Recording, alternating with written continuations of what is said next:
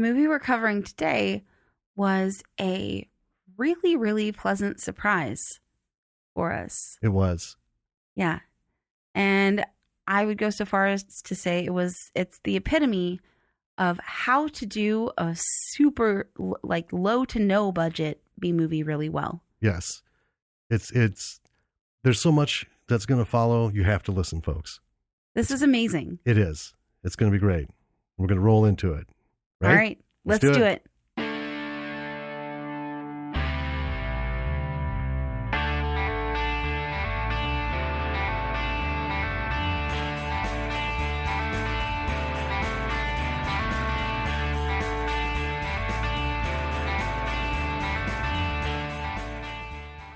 Welcome to Bravo for the B-Side, our weekly podcast where we discuss B movies and what we can learn from them. I'm Danny. And I'm Jim.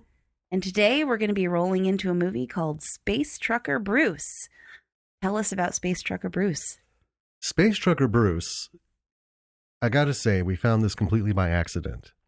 We were trolling through the list of movies, and if you have Amazon Prime, not everything comes up, on like horror or sci-fi or whatever. You have to just go through that long list, pick a movie, and then below it will be a lot of what you've already seen. And then you start getting those ones that were hidden. And we dove deep. We were did. 8 levels deep.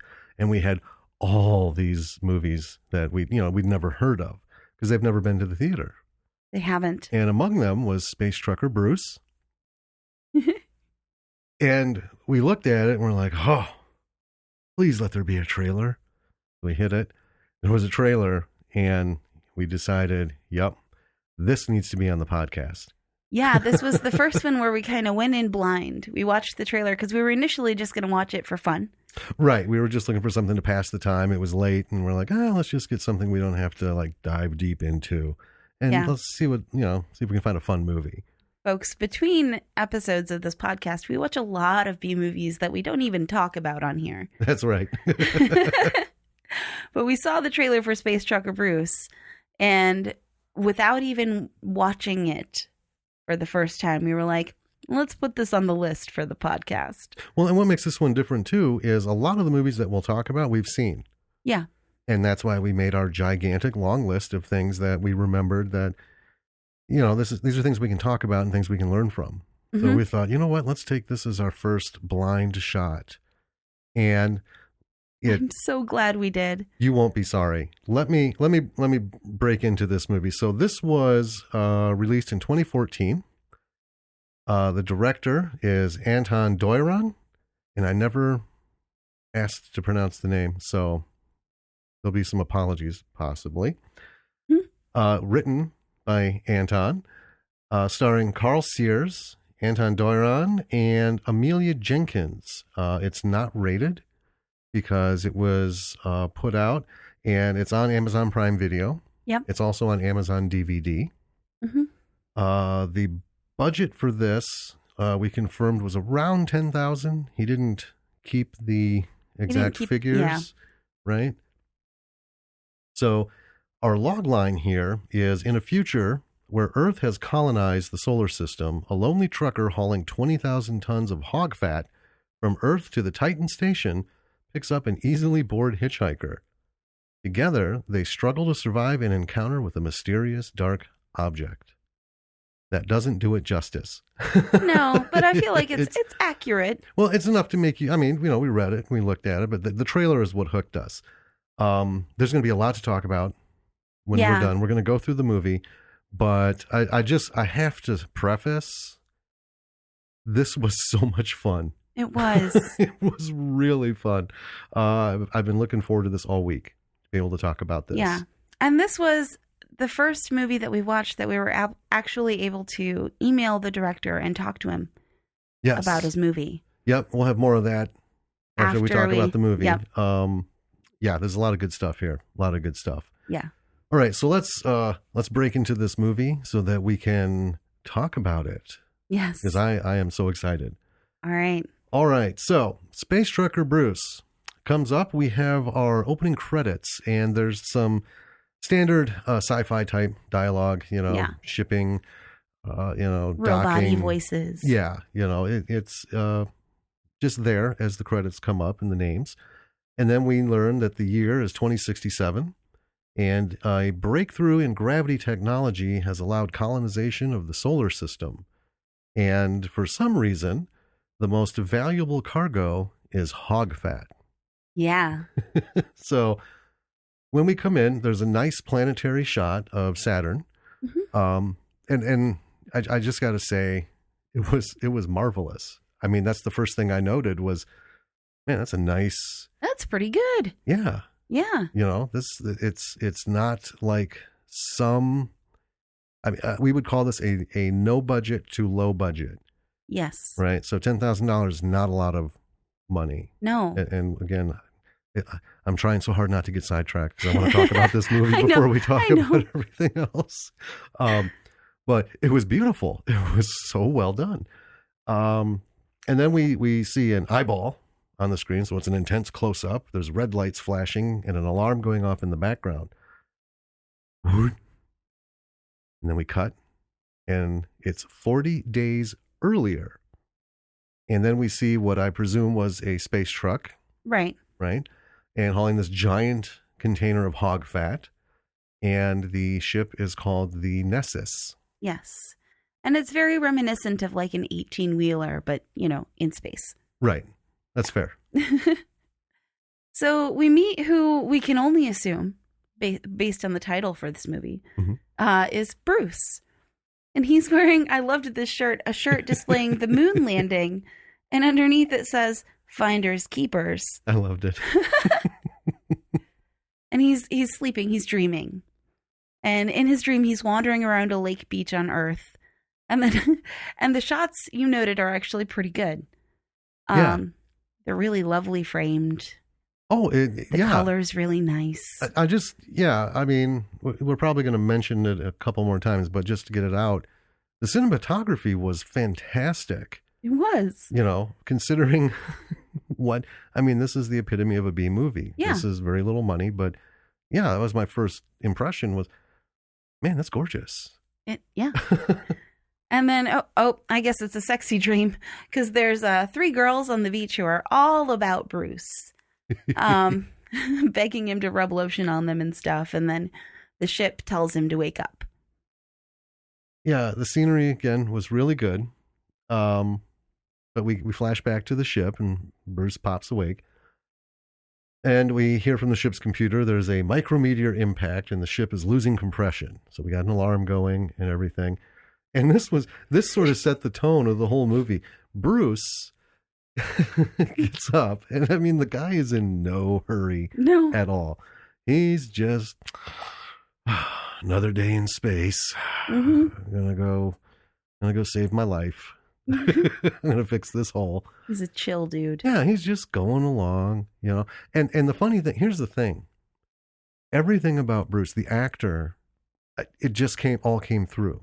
I mean, you instantly like this guy, Bruce, right? This isn't a guy who's not able to act. He's, right. Or trying to act, and it's just not overdone. You're just like, oh, I get it. It was just so identifiable straight up front. So he's going down the hallway to find the hole, and he finds it, and he seals it with apparently we learn later it's a sealant. I mean, you guessed that. Right. But it looks like it's Ready Whip. Yes. It's just a can. Out comes, it looks like whipped cream. And some red duct tape. And problem solved. Yeah, the alarm stopped going off. Yeah.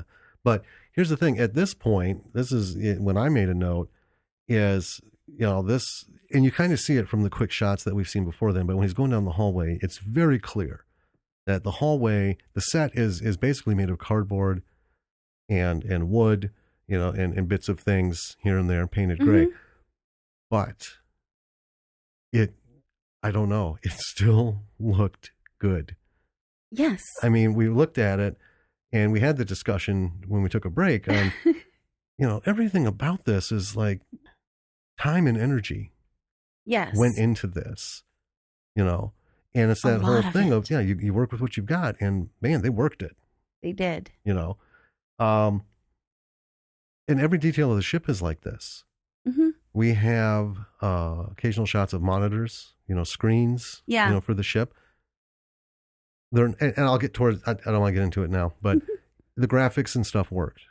They did. They were simple, but they were believable, and they really added to everything. Yeah.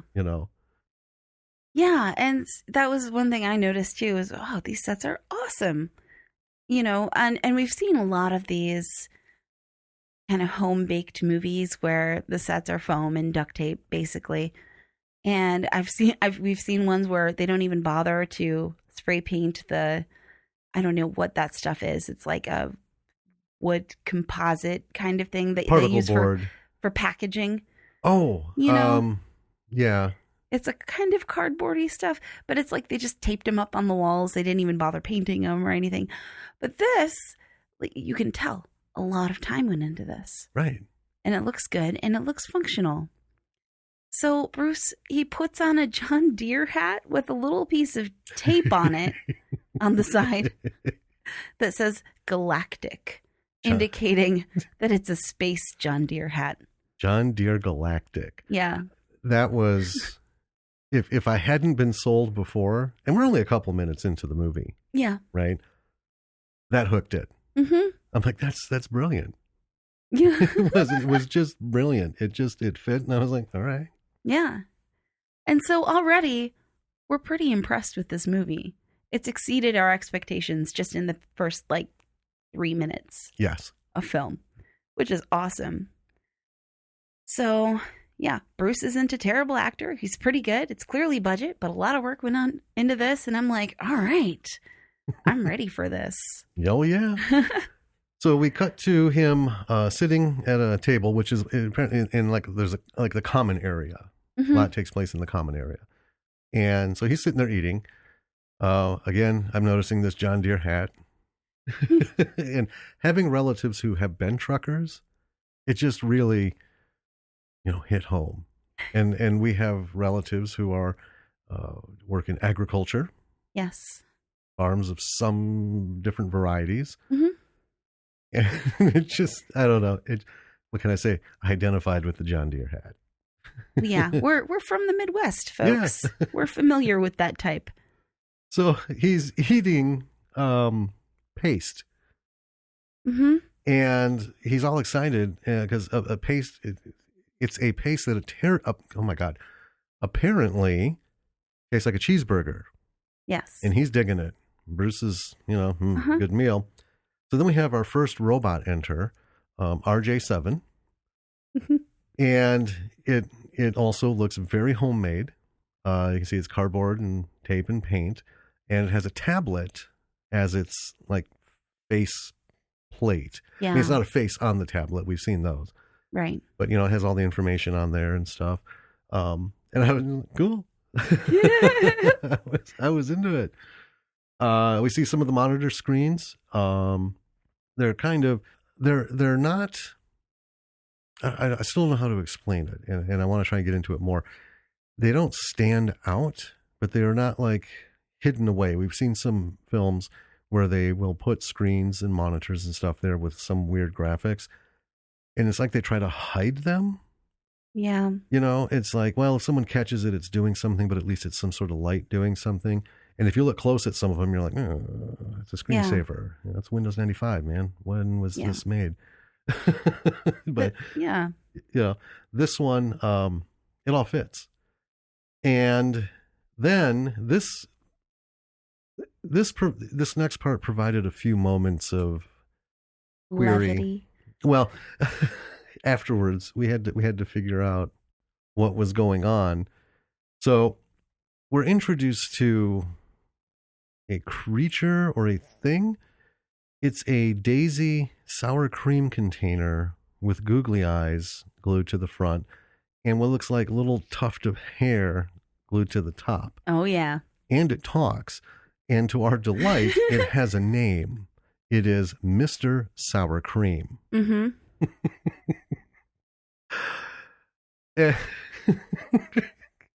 So, all right, we'll come back to that. Then we cut to an outside shot. Hmm. And the 3D modeling of the spaceship is actually pretty damn good. And It is. It had me at first wondering if it was CGI or practical. Hmm. I mean, it was that good. It was simple. And that's the thing about these, if you got no money and you're trying to make practical effects, especially for sci-fi, and you're trying to do like an exterior shot, it's real easy to use practical items, paint them up a little bit, use a stencil, and bam, you have some sort of spacefaring craft, Right. right? But this was really good. Hmm. And I'm like, well, I don't recognize it as any like scavenged model, but turns out it was CGI, Right. which makes it even more impressive. Yeah. So Bruce starts this little space message to no one. It's like a personal log almost. Yeah. And oh, this is Bruce, and kind of setting up that he's been alone for a while. It's kind of cute. But we also learned that he might have lost a previous partner, Jimmy. Right. Yeah, there isn't a lot said about it. No, just enough that it's been a while since Jimmy. Yeah.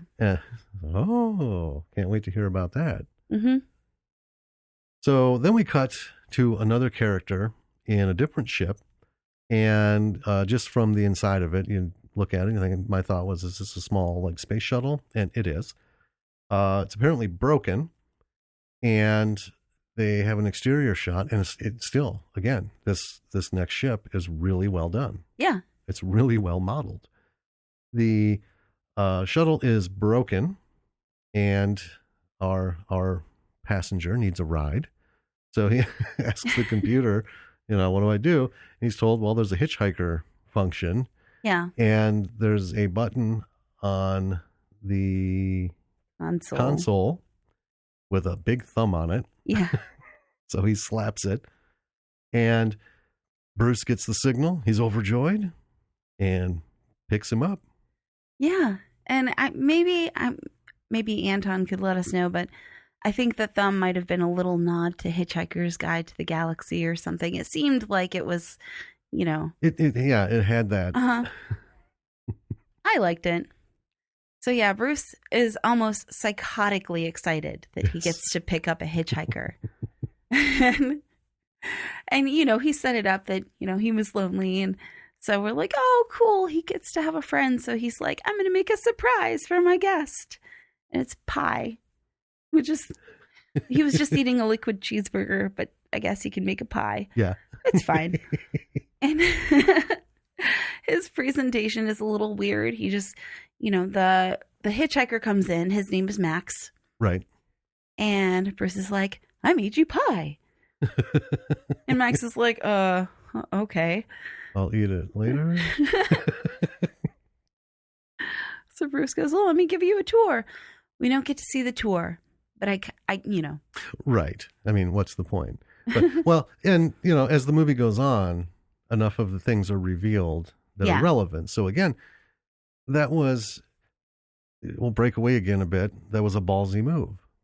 Mm-hmm. Because a lot of low budget films will spend an inordinate amount of time taking us through rooms and ships and estates and things that have nothing to do with anything. And it's the set designer version of what we talked about with the writing.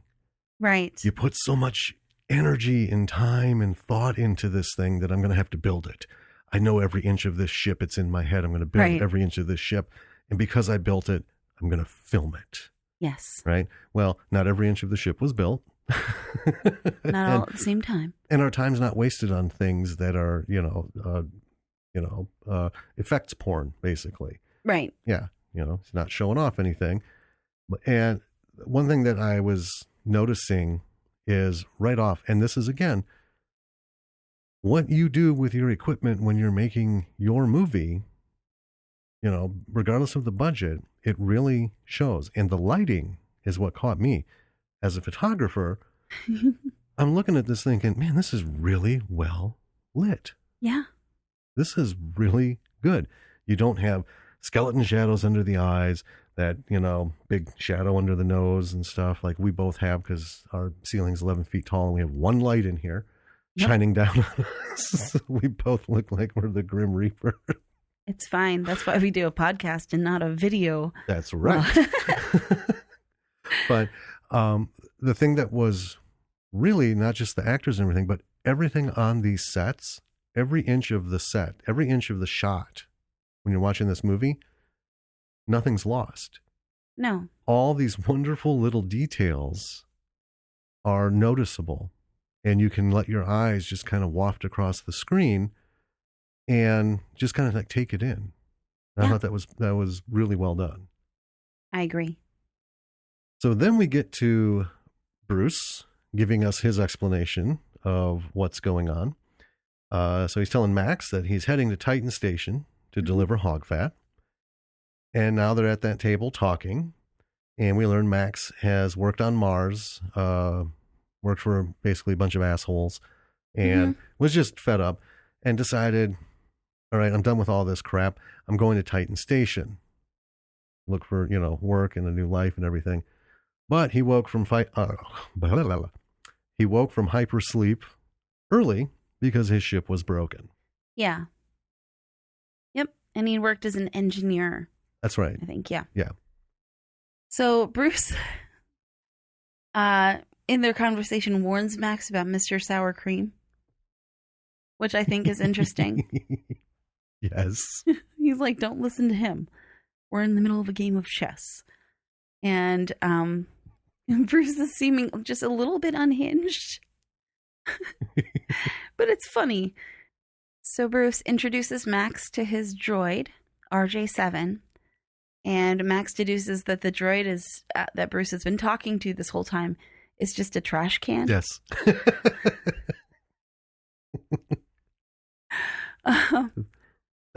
Aw.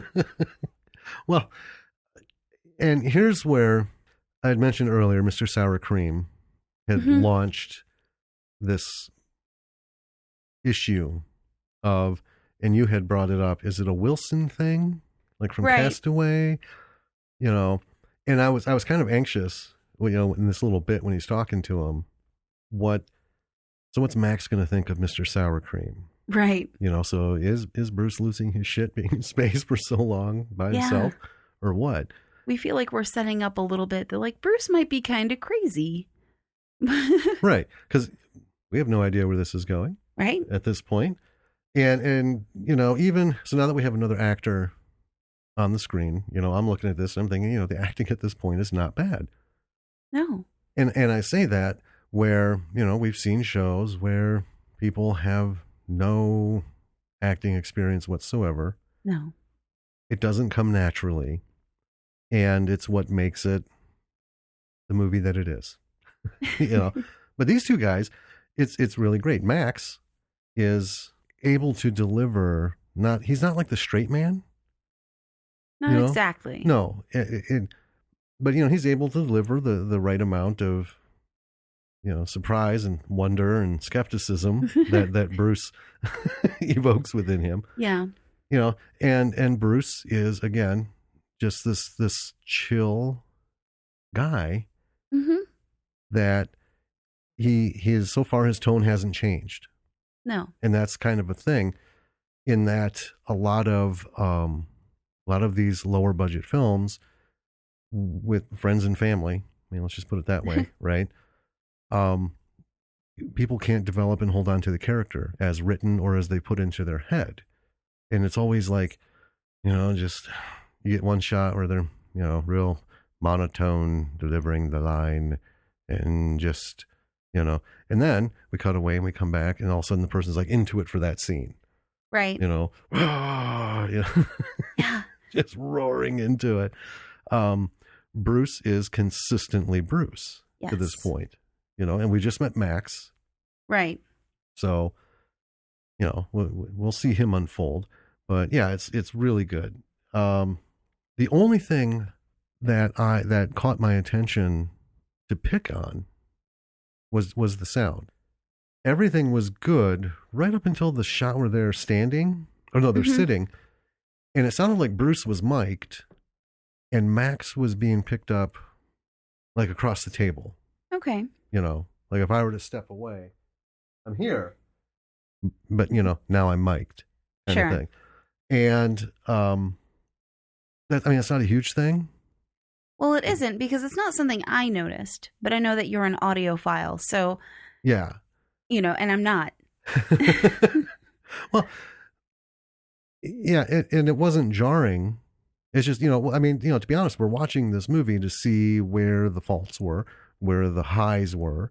What can be learned? Well, yeah, and what we can learn. And really, it just came down to, was it, in my head, a million things were flowing within like a millisecond, because that's what happens. Mm-hmm. What kind of microphone was it? Was it a shotgun? Was it a boom? Was it, a lavalier? Was, what was going on? Was it this and that? Or did it just not mix? Because we've done stuff and the sound doesn't come out. And it's one of those deals where it's like, well, you just got to fucking move on because you don't have that moment back. Right. But yeah, it's such a small thing, but it was the first thing that hit me as, oh, that was a little off. And it only ever happens, I think, two more times in the whole film where it's not equal level voices. Yeah. And I'll say actually only one more time, because the second time someone was running off. Oh, sure. And I got that. Spoiler. But the dialogue was good. Mm-hmm. So far we're at this point, and I'm thinking this is good dialogue. It flows easy. It's simple in that there's not like all this exposition. There's not all this explaining all this, crap that we really don't need to know about. Right. It's a good human interchange. And I like learning about the characters as we're going along in the movie. Yeah. And that goes on through the whole movie. There's little phases. My favorite kind of movie is, as you know, the slice of life movie. Yes. The day in the life, right? Local hero, station agent. Nothing happens in these movies. From a textbook story writing standpoint, right?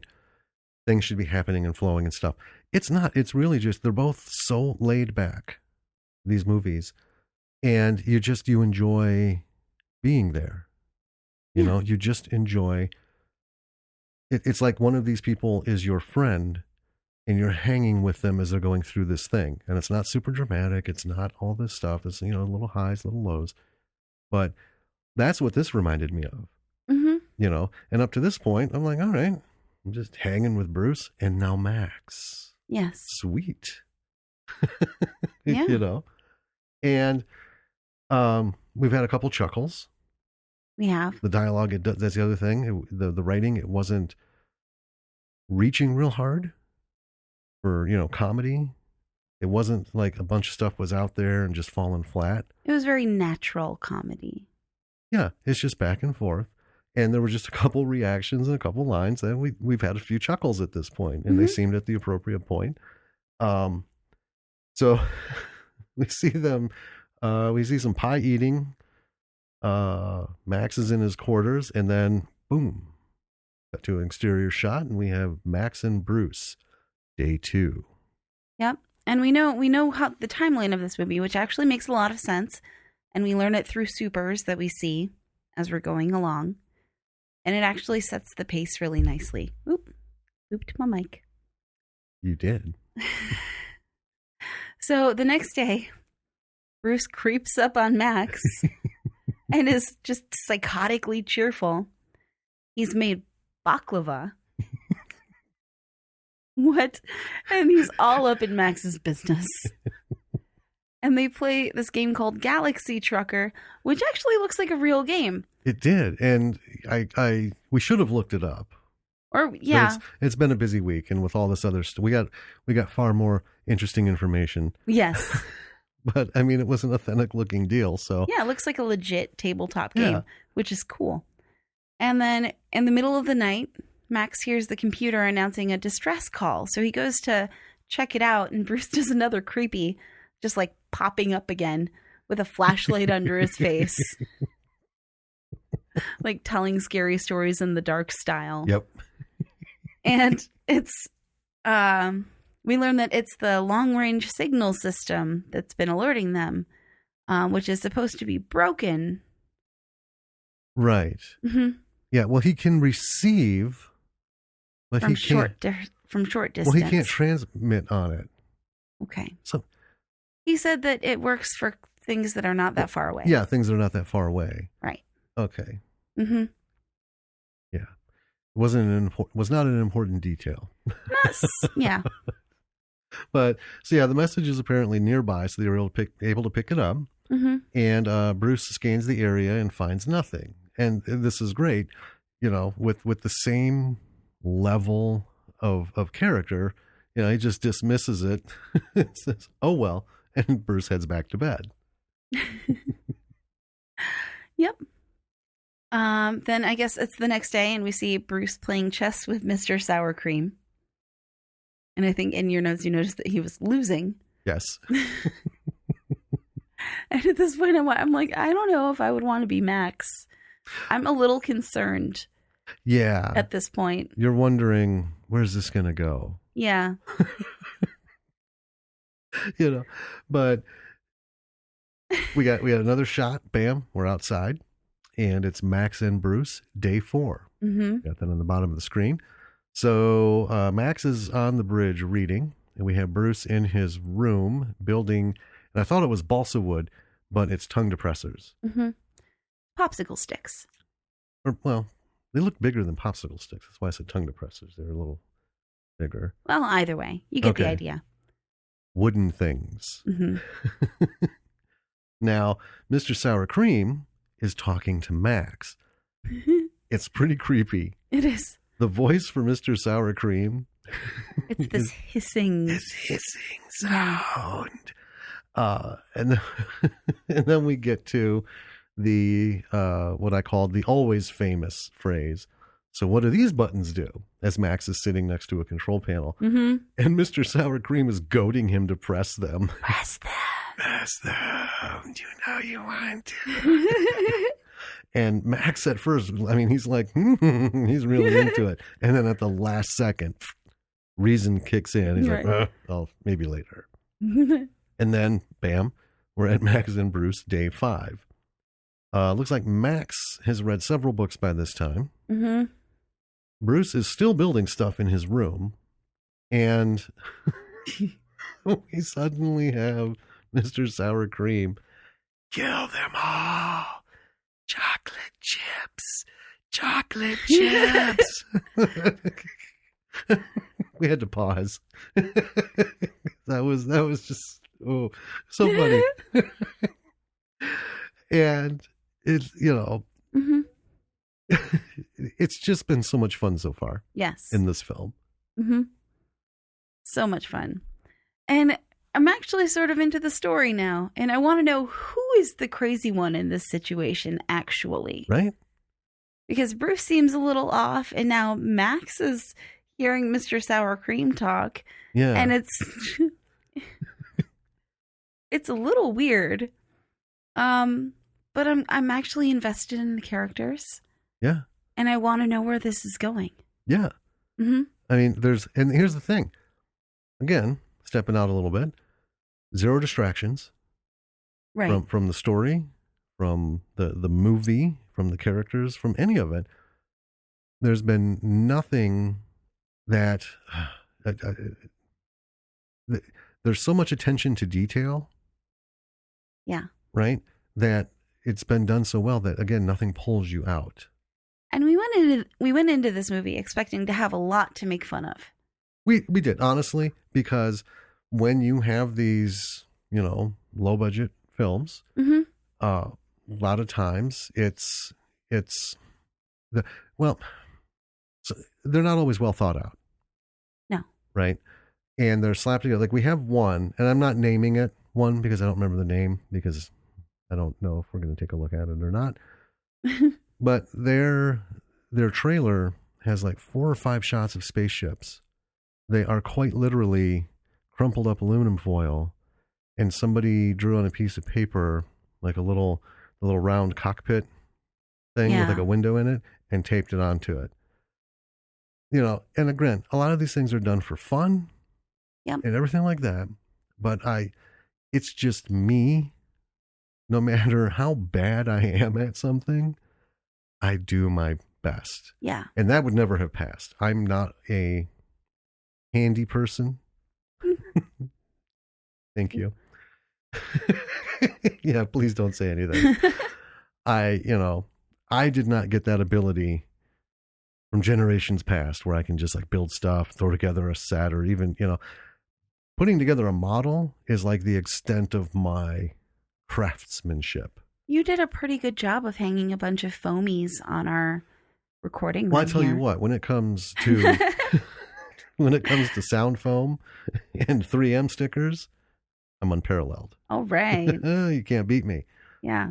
But yeah, after that, it's not real good, Yeah. But that's oh, go ahead.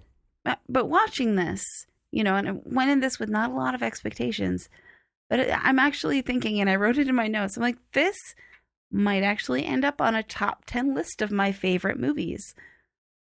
Yeah, Legitimately. and I think by this time, it's it very has. enjoyable. Yeah.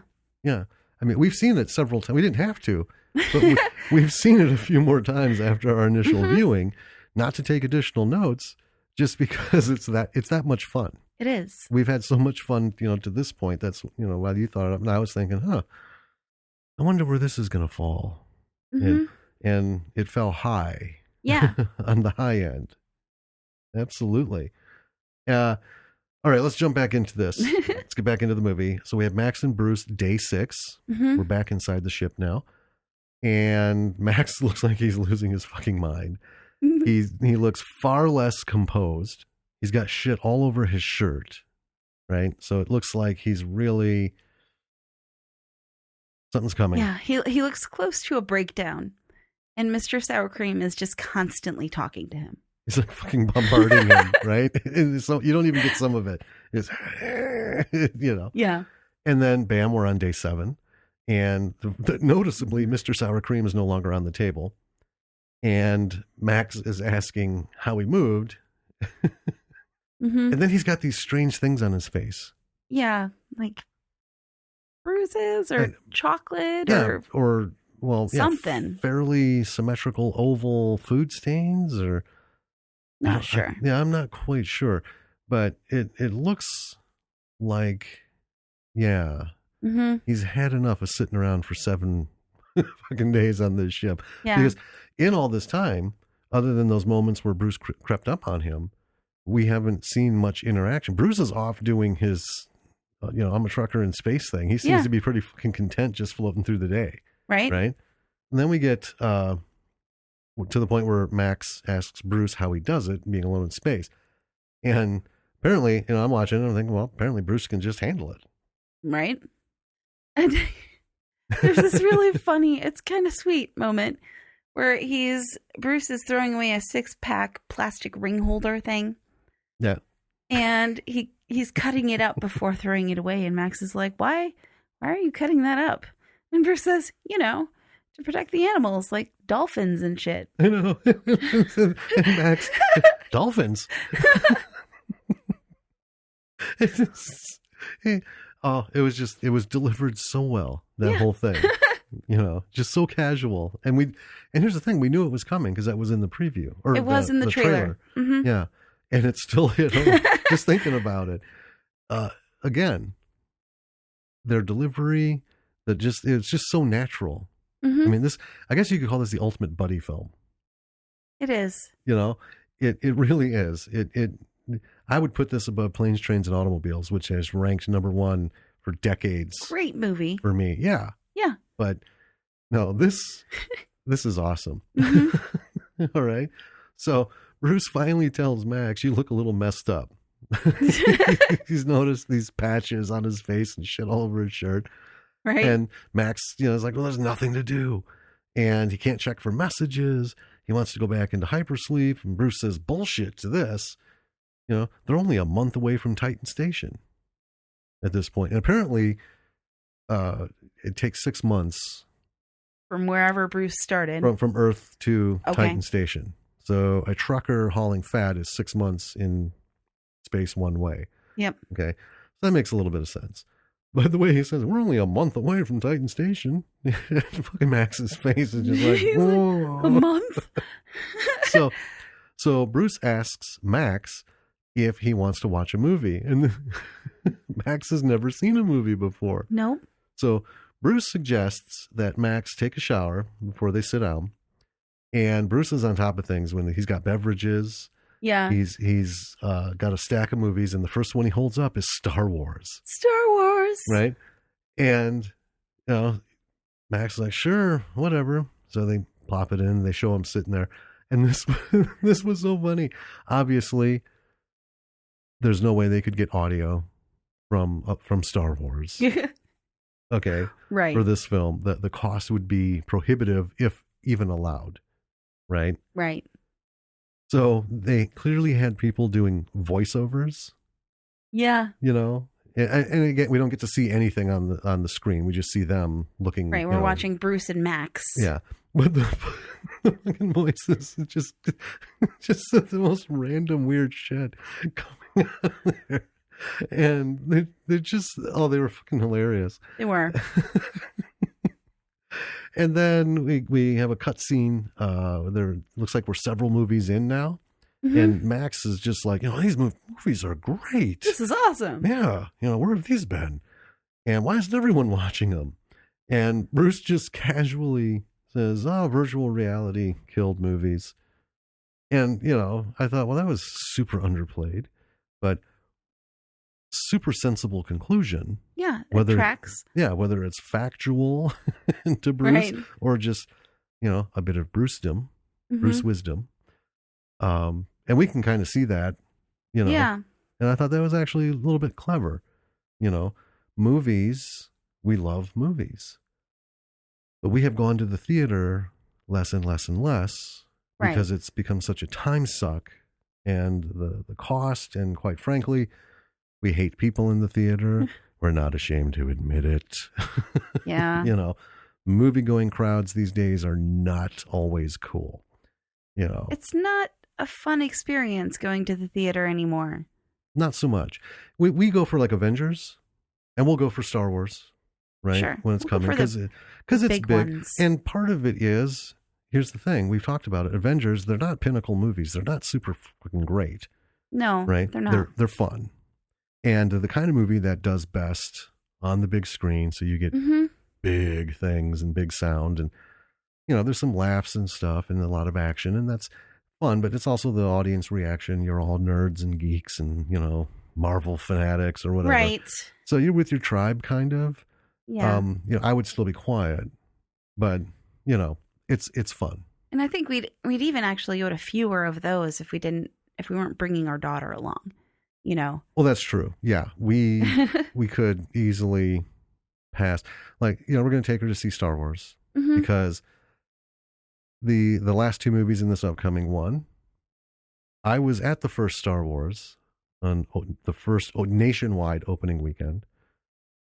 And all these years later, to be able to share that experience after Star Wars had, vanished and gone. And all she knew was my box of toys that I gave her and my stories of, how I'd play with them. And then we showed her the movies mm-hmm. on video. But to take her to a theater for something I haven't seen, you haven't seen, she hasn't seen, that's pretty cool. Yeah. That's worth it. I think it's going to suck. I'm not happy. I'm not happy with how it's gone. But anyway, this has really exemplified, I would go to the theater for this. If Space Trucker Bruce could manage a big screen, full mm-hmm. ticket price, right? I would go. Oh, heck yeah. Because it's just that good. Yeah. It's just that much fun. It's what everything should be, Yeah. Movies should be fun. Yeah, absolutely. Where are we at? Getting sidetracked. This movie's so good. I just want to get to the end. So Max is, wanting to know how Bruce does it, how he stays sane. And so Bruce mm-hmm. explains the way of the Zen space trucker. Yes. Which seems like a philosophy that he follows, that he learned from someone. Yeah. And it's kind of this psychology about living in the moment rather than waiting for future moments. Right. You know, be present in where you are right now. Don't plan the future. Right. Don't worry about the future. Yeah. Be in the present. Mm-hmm. You know, I get that. So they're in the bridge, and he's going on about his Zen trucking. And, you know, Max asks him if he can teach him. And this is funny. There was an exchange. Yeah. You know, I just can't teach you. Because, well, you know, Max said, well, don't you want to? And Bruce's like, yes. I'm like, well, what? Okay. I guess it just wasn't the way Bruce wanted it to happen. No. But Bruce puts it off because he says dinner first. And then they have some pie. And this is when I discover it's not just balsa wood. It's actually like tongue depressors. Yeah, the little tower that he's building. So there we go, because he's back at that a bit. Now, so Bruce's big lesson is to be in the moment. Don't waste time thinking about the future. That's where he spends his time, right here in the present. Mm-hmm. And his happy place. When he's stressed. Yes. When he's stressed, he goes to his happy place. And I thought this was just fantastic. So Max asks him, what is your happy place? And Bruce just is like, it's private. Mm-hmm. Yep. Yeah. That's all you need to know, Max. Don't worry about it. So then there's this really cute montage of Bruce teaching Max how he stays sane. They work on Max's little shuttle. It's super charming. They have this little Hello Kitty water fountain that they meditate by. And Max improves and he starts to look a little more sane, like he can handle it now. Right. Mm-hmm. And Bruce ends up fixing Max's shuttle and says that if they need to escape now, they have a working escape pod. So that's cool. Yeah, it is. Dun, dun, dun. So they decided to take the shuttle out for a test drive, which I'm thinking, you know, because I've seen so many movies, Mm-hmm. and I'm like, this isn't going to go well. I'm not gonna lie, that was my first thought. Bruce, I fixed your shuttle. We can take it out for a drive. Oh, Jesus Christ! Like, no, don't do it. But no, it was actually pretty good because you see in this shot, Bruce isn't just a space trucker; he's actually a pretty badass pilot, right? To the point where he's got Max like turning green. Yeah, we're just like, yeah, and Max is just like, I'm gonna die. Yeah. Well, it's almost like, you know, a race car driver who's been driving a bus. You know, this is his chance to cut loose. Right. Bruce walks into his room. So we go from that, and then we got Bruce going into his room, and there's a naked woman wrapped in a towel. I guess she's not naked. So there's a woman wrapped in a towel saying that he never got to rub lotion on her. Yeah, and this is a callback to that dream from the beginning. She's the one that was in the middle. Yep. In his lakeside happy place dream. Mm-hmm. And, you know, Bruce is, ooh, okay. And the next thing we know is Max is waking him up with these weird long, I call them cat fingers. I don't know what they were. Bruce had used him on Max earlier. In the montage. Messing with him. Yeah. So I think it's a cat toy. It's like a glove that goes on your hand, and at the ends of these long fingers are little balls. Is that what it was? And I believe it's a cat toy. Okay. It's weird. It is weird. And my first thought was, what the fuck is he doing? So then we cut to a training shot, and this was one of my favorite parts. Bruce is hitting him with a stick while Max is blindfolded, right? Yeah. And then afterwards, and this is probably, to me, this is the best line in the movie. Because, he does it so, not deadpan, but just, I don't know, so naturally, right? Were you thinking of anything else while I was hitting you? Right. Max says, no. And Bruce is very pleased. Right. He's been in the present. and yeah. I'm my mind's going a million miles a minute. I'm thinking, this is genius. Yeah. This really is, you know, and I'm thinking, so if somebody were hitting me with a stick, would I be able to think about other stuff? or whatever you think this fucker's hitting me with a stick. Ow, ow, ow, ow. It's But- very in the moment. Yeah, but the way this exchange was done, it's not Yeah. like Max was like, no. Like, no. Oh. Yeah, I get it. Lesson learned. And Bruce was all about it. Uh-huh. There are multiple Star Wars references. Yep.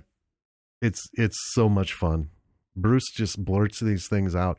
Max, not having seen Star Wars before the first few that he threw out there, Yeah. here and there. What? And that was kind of their dynamic. Bruce would say something, Uh-huh. and then Max would be, what? And Bruce, what? And that happened several times. So we have our Star Wars references. The ship is fixed. Now we're getting a kind of Close Encounters of the Third Kind reference Mhm. after all these Star Wars ones. So Bruce and Max are sitting at the table, and Bruce is piling up mashed potatoes on his plate. And this means something.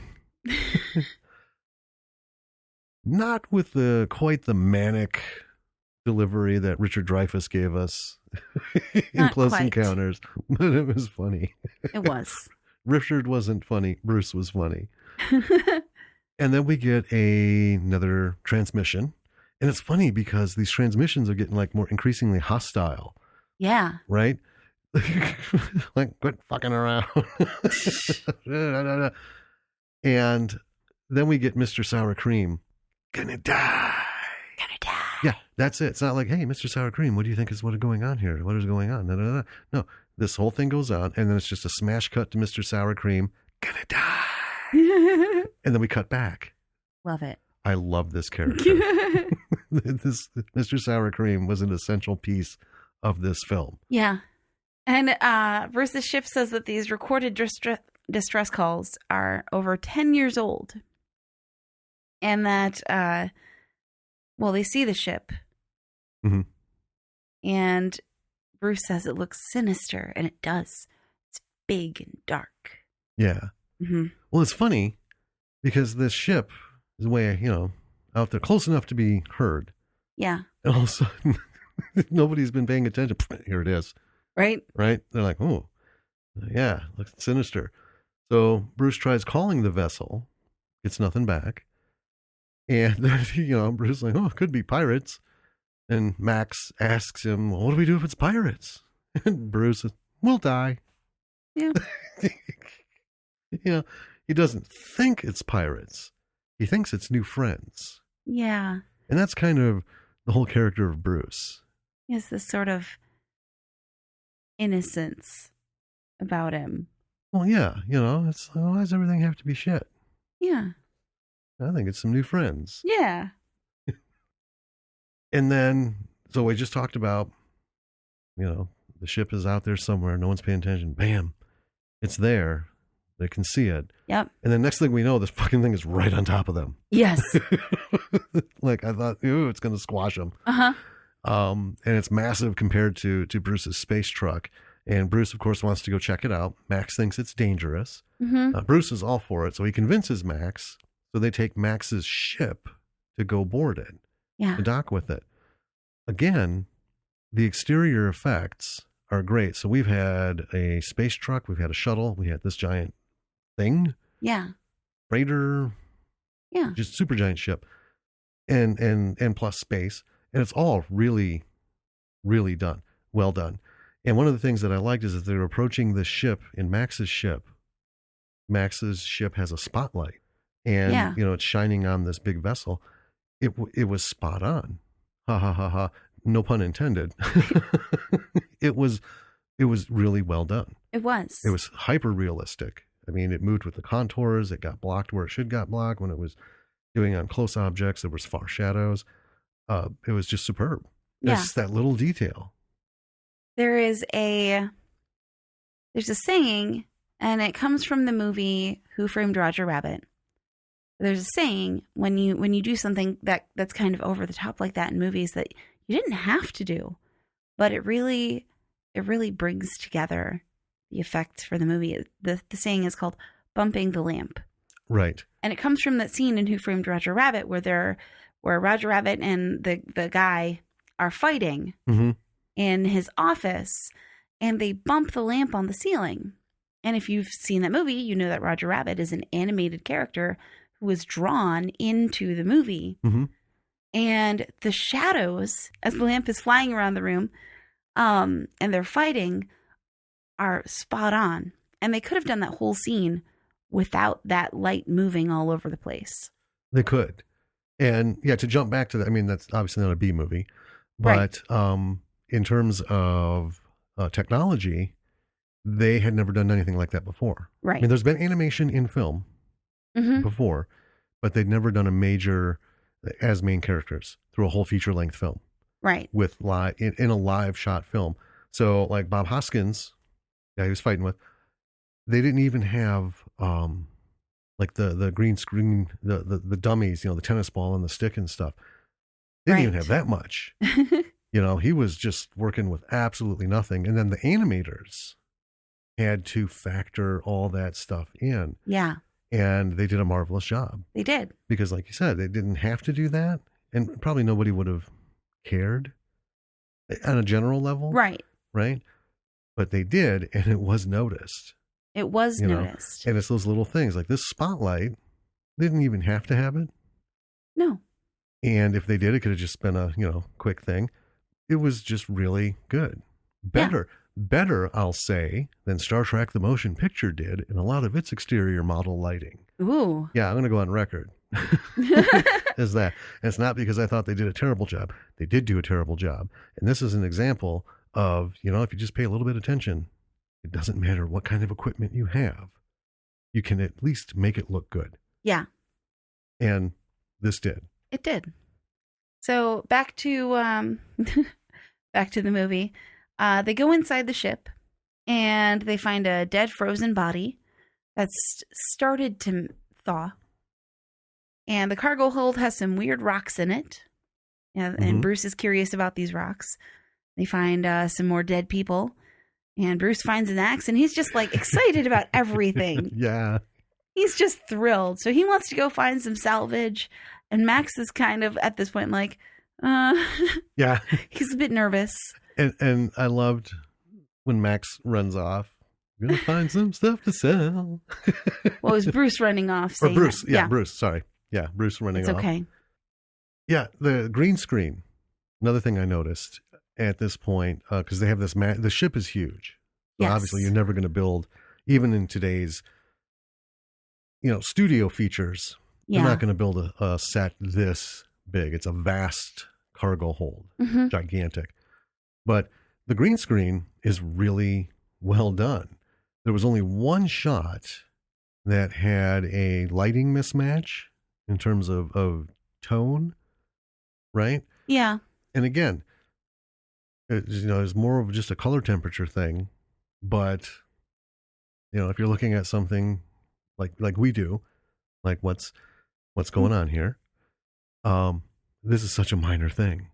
Yeah. Right? Everything we've seen, because we've seen green screen a couple times before this, out the portals and things, and yeah, they're trouncing around this, and it was just really well done. It's just that one shot, like, yeah, okay, fair. I'm not going to lay into it. So yeah, we have more dead people on the bridge. Max thinks it must have been some kind of fire. Smoke had gone through the air vents and killed everyone. Max is checking the ship's log. He's creeped out by the bodies. you know, he's really getting, Bruce is still off doing his thing. Finding some stuff to sell. And then we see Bruce find another frozen body, and this one's upright in like a pod thing. Yeah, hypersleep thing, maybe, whatever. A woman, and he just goes, And we cut away, and we're like, what's Bruce gonna do with this person? Well, then we're back to Max. And the axe is there. Yeah, in the Bruce didn't bring the axe with him. Right. And this hand suddenly reaches into the shot and pulls the axe away. I know. And Right. I'm like, ooh. And then all of a sudden, it's funny, all of a sudden, bang, bang, bang, this android comes running at Max, attacking him, Mm-hmm. but with no axe. No axe. So, okay. And of course, here comes Bruce with a baseball bat. Yeah. Well, we do learn, I didn't note it, but we do learn that it was Bruce that took the axe because he was using it to do something else. Right. But he didn't bring it back with him. Yeah. So, and so Bruce takes out the android, and this is just a great line. Bruce says, "There's nothing here but these dead bodies and that blinking light." So of course they go to the blinking light, and it's a reactor warning light. Yeah. Reactor's melting down. So now they're off and running back to Max's shuttle. Mm-hmm. Max falls on the floor of his shuttle from the ladder and lands next to the woman who is the frozen hypersleep woman. Uh-huh. And of course he's like, and there's a bit of an exchange, and Bruce assures him, well, she's only mostly dead. And then they got to go. Yep. Right. So they're off and running from the ship, and Max crashes into part of the superstructure and they get stuck. Yeah. Yeah. And this stresses out Bruce. Yeah, it does. So he goes to his happy place where he finally gets to rub some lotion on Katie, we learn is her name. Yes. In this little vision. And he gets brought out of it by Max. He's not happy about it. No. Trying to get the ship moving. They make it back to Nessie, the Mhm. Nessus, and they're trying to get this giant trucker ship Right. out of the blast zone Yeah. of this massive cargo ship. Yeah. And so, Bruce, full engines, full burn, they're heading away from the ship. Mm-hmm. Max asks, how can they make the ship go faster? And the computer says, dump cargo or water Yeah. to make the ship lighter. So Bruce shows up on the bridge, and he's putting the frozen woman in the fridge to keep her from spoiling. Sure. Max dumps some hog fat, and the ship takes off. Okay, Bruce isn't happy, but the move works. The ship takes off. The big ship explodes behind him, doesn't destroy him. And Bruce looks to Max and says, no more ghost ships. Yeah, I guess Bruce has learned his lesson about Clearly. being excited about meeting new friends. Yeah. But uh-oh, the valve on the hog fat container is broken and they're leaking more cargo. So there's these blobs of stuff coming out the back. The hog fat in Yeah. space. And Max has to go out and fix it, basically because Bruce doesn't wanna. That's, pretty much what it comes down to. So poor Max, he's all suited up. He goes out. And again, I noticed this was really excellent green screen. Mhm. So he gets there, and Max pulls a bone. Yes, Yeah. a bone Mhm. from the seal or something on the tanker. Yeah. And he does it just as Bruce is telling him, don't pull the bone out without being tied to the ship. What? Yep. Max is now flying away from the ship. And again, the star sequence and the green screen were just wonderful. Yeah. And he's free floating. Yeah. And then Max is basically saying his goodbyes to Bruce. Because he's like, well, I'm done for. But oh, no. It's RJ7 to the rescue. Yeah, it is. And Max is surprised because he thought that RJ7 was just a trash can. Yep. So the little droid gets Max and starts heading back toward the ship. And then suddenly there's a Windows blue screen of death Yes. on the monitor of RJ7. And Max is like, something's wrong with him. So Bruce decides to get into space with a rope and no suit. Nope, he holds his breath. Yeah.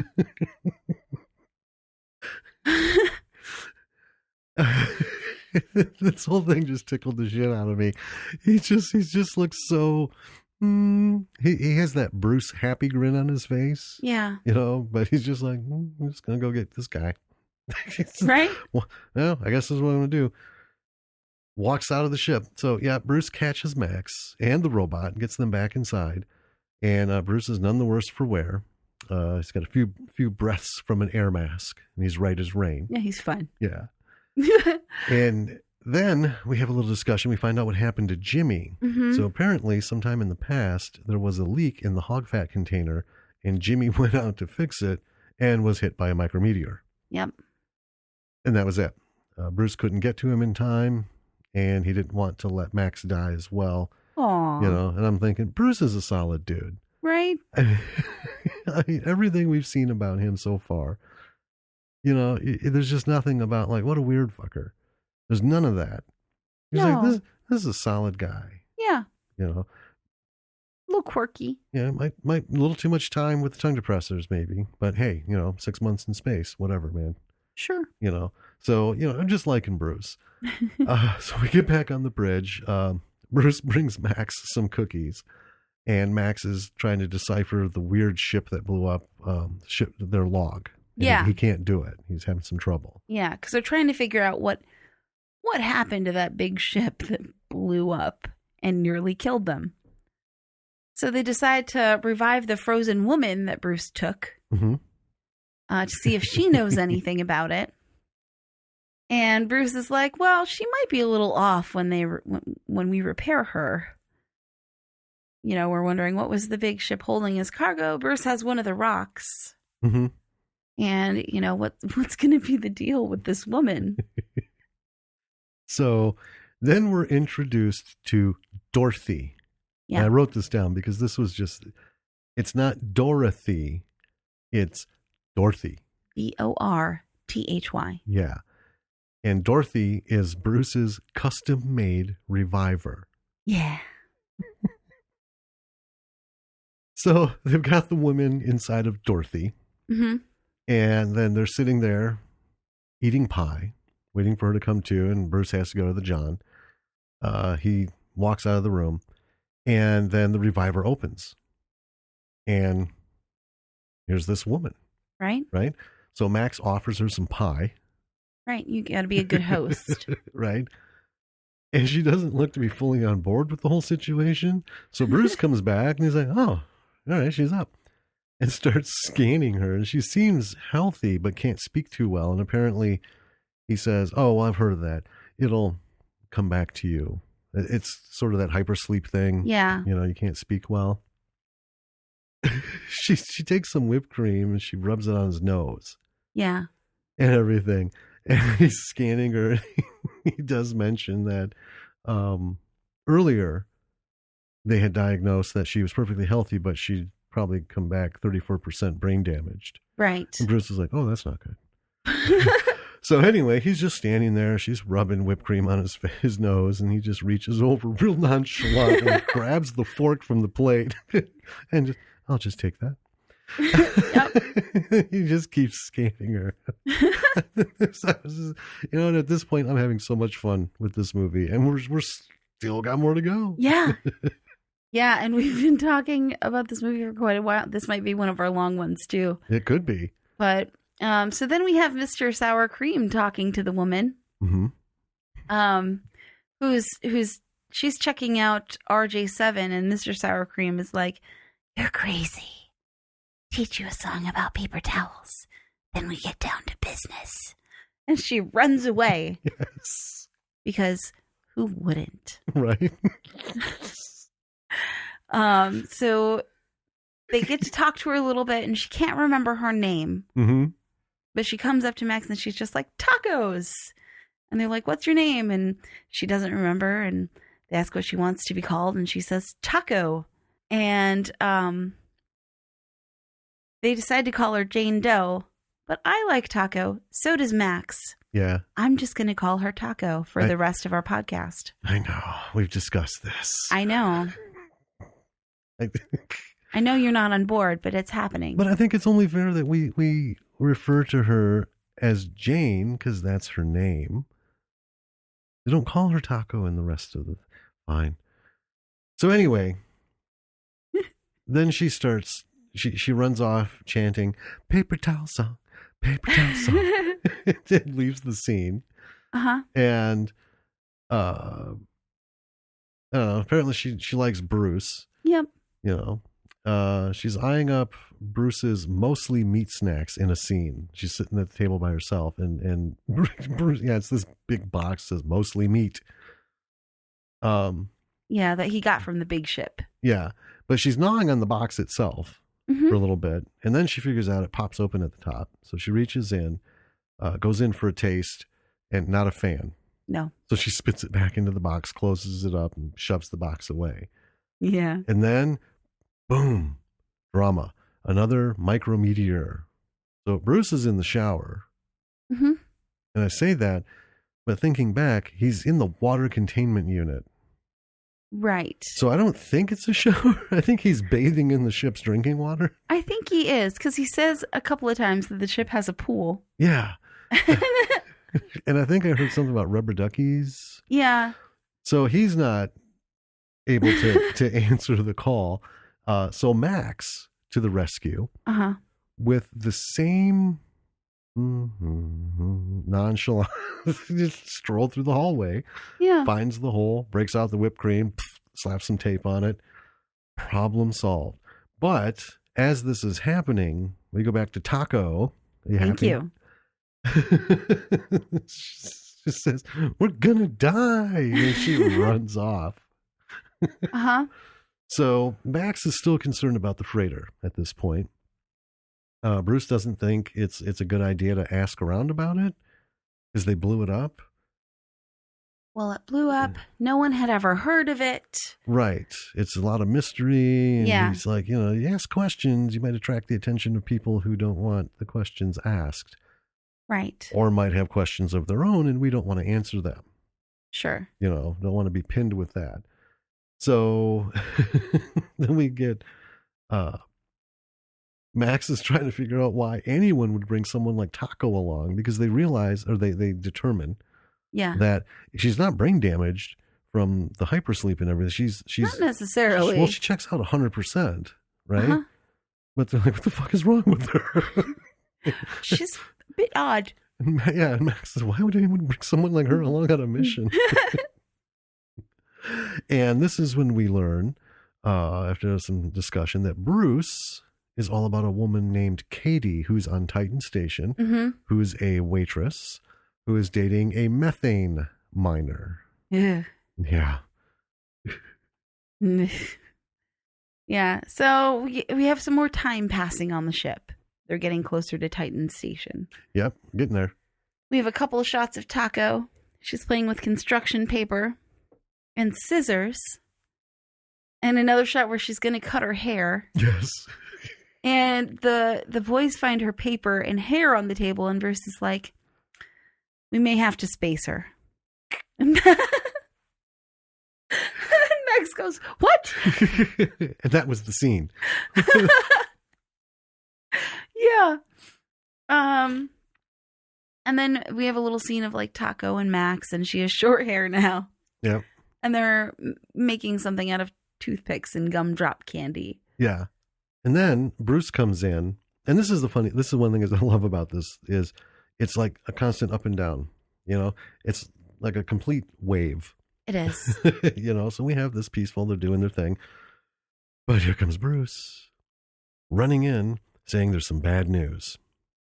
And the sudden burst of speed and thrust and everything to get away from the exploding freighter has left them with not enough fuel to properly brake. Which is really, really smart to add into a sci-fi movie. It is. And a lot of people don't think about that. No. And and I'm going to break away again, so bear with me, folks. So, yeah, we have Star Trek, we have Star Wars, we have infinite number of movies where ships go zoom, zoom, zoom, zoom, zoom, defy the laws of physics, and, come out of faster than light speed or warp speed or whatever their name is for it, and then, like, stop on a dime and give you 9 cents change. Right. Okay? That isn't going to happen, ever. I don't give a shit what they come up with. Physics are physics. That's not how space works. Right? We can bend physics. We can try to remove some of the results of what happens when you try to go from 1,000,000 miles an hour to nothing. You think that 20-mile-an-hour fender bender is something. Yeah, try one of these. But there was actually a role-playing game way back, just after Dungeons and Dragons had really, kicked it off, and they had a bunch of games, and this one was called Traveler. And there was a whole section of this role-playing game on how to slow down a spaceship. So the game takes place, you role-play, you're on ships most of the time, traveling. And that was the whole thing. And it was from some earlier science fiction films that had figured this out too. You can go near this, almost as fast as the speed of light, cross the galaxy, that's fine. But at some point, you got to turn that ship around midpoint. Right. And slow down. Right. So you have to reverse thrust. Yeah, you have to thrust with your ass facing where you're going so that by the time you get there, you can stop. Right. Or at least, not plummet into anything and enter an orbit or something. It was refreshing. It was one of those little details that's like, huh. And I don't know if it was something he thought about writing. I mean, probably. Or it was just part of the plot device. But I don't know, that's awesome. I get that. A lot of thought clearly went into this. Yeah, it did. Everything, writing, everything. So let's get rolling here. In order to slow down. So, yep. He has an idea. They're going to skim Saturn to try and slow down. Yeah. Which is a viable move. You can do that we do it today with our probes. Right. Like New Horizons catapulted around several planets for speed, but you can also use it for braking. Right? It's just all angle and trajectory. So that's cool. Or they're going to die. And Taco, we're going to die horribly. I get the last piece of pie, and runs off. And then the next thing we see is Taco has a hot glue gun. And I'm thinking, this is not going to go well. It was bad enough she had scissors. Right? Yeah. So some time has passed. We're now at Saturn, and it's time for the atmospheric entry to slow down. Mr. Sour Cream, we're going to die. Yeah. And it's excited. He's not panicked. No. It's like, yeah. So they go into this thing, and there's fire on the outside of the ship. There's fire lining the edges of the screen. Yeah. As we're like, looking in at them from outside the cockpit window. And, Bruce is drinking a beer. Max looks at him and says, how can you drink a beer at a time like this? And Bruce just looks at him. This is the perfect time to drink. Right? As they're engulfed in this fireball. I get it. And at this point, I made a note that the effects at this point are very B movie. The flames were. Yeah. And there's flame generators in a lot of software out there. And that's what makes it easily identifiable, But tell you what, didn't detract a bit. No, it was still super fun. It's still rocking it. Yeah. So as this is all happening, Taco is making a sculpture of popsicle sticks, and she seems unconcerned with the ship being on fire and everything shaking around her. Right. She has to constantly kind of like adjust her center of balance as this is happening, and she's doing this sculpture. But they make it through the atmosphere. But they didn't slow down enough. No. Saturn didn't slow them down enough. No, significantly, but not enough. Right. So Bruce's plan is to hit the antenna array on the station in order to slow down enough to dock. They're just going to like scrape along all these antennas. Yep. Well, what prompted that, the line, was Bruce was like, oh, well, that's kind of a failure. Max is like, so what, we're going to just crash into that station? Right. And Bruce is like, that's a good idea. Yeah, let's do that. So they survive. Yeah. Right? And Taco is still pretty unconcerned. Whereas before, with the alarm and the little micrometeor, she was like, we're going to die. And now she's like, eh. Oh, she's all about her crafting and the hot glue gun. And there's been some issues. Okay. So finally we're at Titan Station. They get in as they dock. Or after it slows them down, he puts thrusters on, and they end up broadsiding the station. It's a pretty hard impact. Yeah, to dock. Yeah. And, the dock person is not happy. No. So after this, he, barks into his thing, tells Bruce to come down with his, bring your registration and proof of insurance. Right. Yeah, Taco has some stuff glued to her face. Yeah, hot glued. We knew that was coming. She doesn't seem concerned, though. No. No, that's kind of the thing. She is just like blissfully 3 channels away. Yeah. From fine-tuned. Mm-hmm. Yeah, and so we learned that after they docked, she ran off somewhere. Right. And neither Bruce nor Max seem very concerned about this. No. They're like, yeah, it's fine. Whatever. This unhinged woman just... Sure. Okay. So suddenly a woman comes up to Bruce in the hallway and like slaps him. Right. And yells at him for not calling. Apparently, Bruce gets around. Yes. Yeah. He's pining after Katie, but yeah, Bruce is no stranger to a date or two. Right? And later, Bruce and Max are meeting up in the station diner. Katie comes up to them in person this time. Yes. Not a Bruce fantasy. Nope, for real. Yep. And she hugs him. She's their waitress. And Bruce is just like, oh, he's smitten with her. He loves her. And Max is like, go for it. And Bruce is like, the timing's not right. Nah. He makes a lot of excuses. And Max lays out some Zen wisdom on Bruce. Like, live in the moment. This is the moment, you know? And while they're talking, there's this big machine on the table that Bruce is fiddling with. Right. And Max finally asks, what is that big machine? And it's Eric. Bruce's tri-mineral analyzer. He wants to figure out what that mystery freighter was carrying in the cargo, the weird rock they found. Yeah. And this movie keeps bringing stuff back around. It doesn't leave any dangling ends, which is cool. No, it doesn't. Everything that's come into this point has been resolved by this point. Everything that you see is new.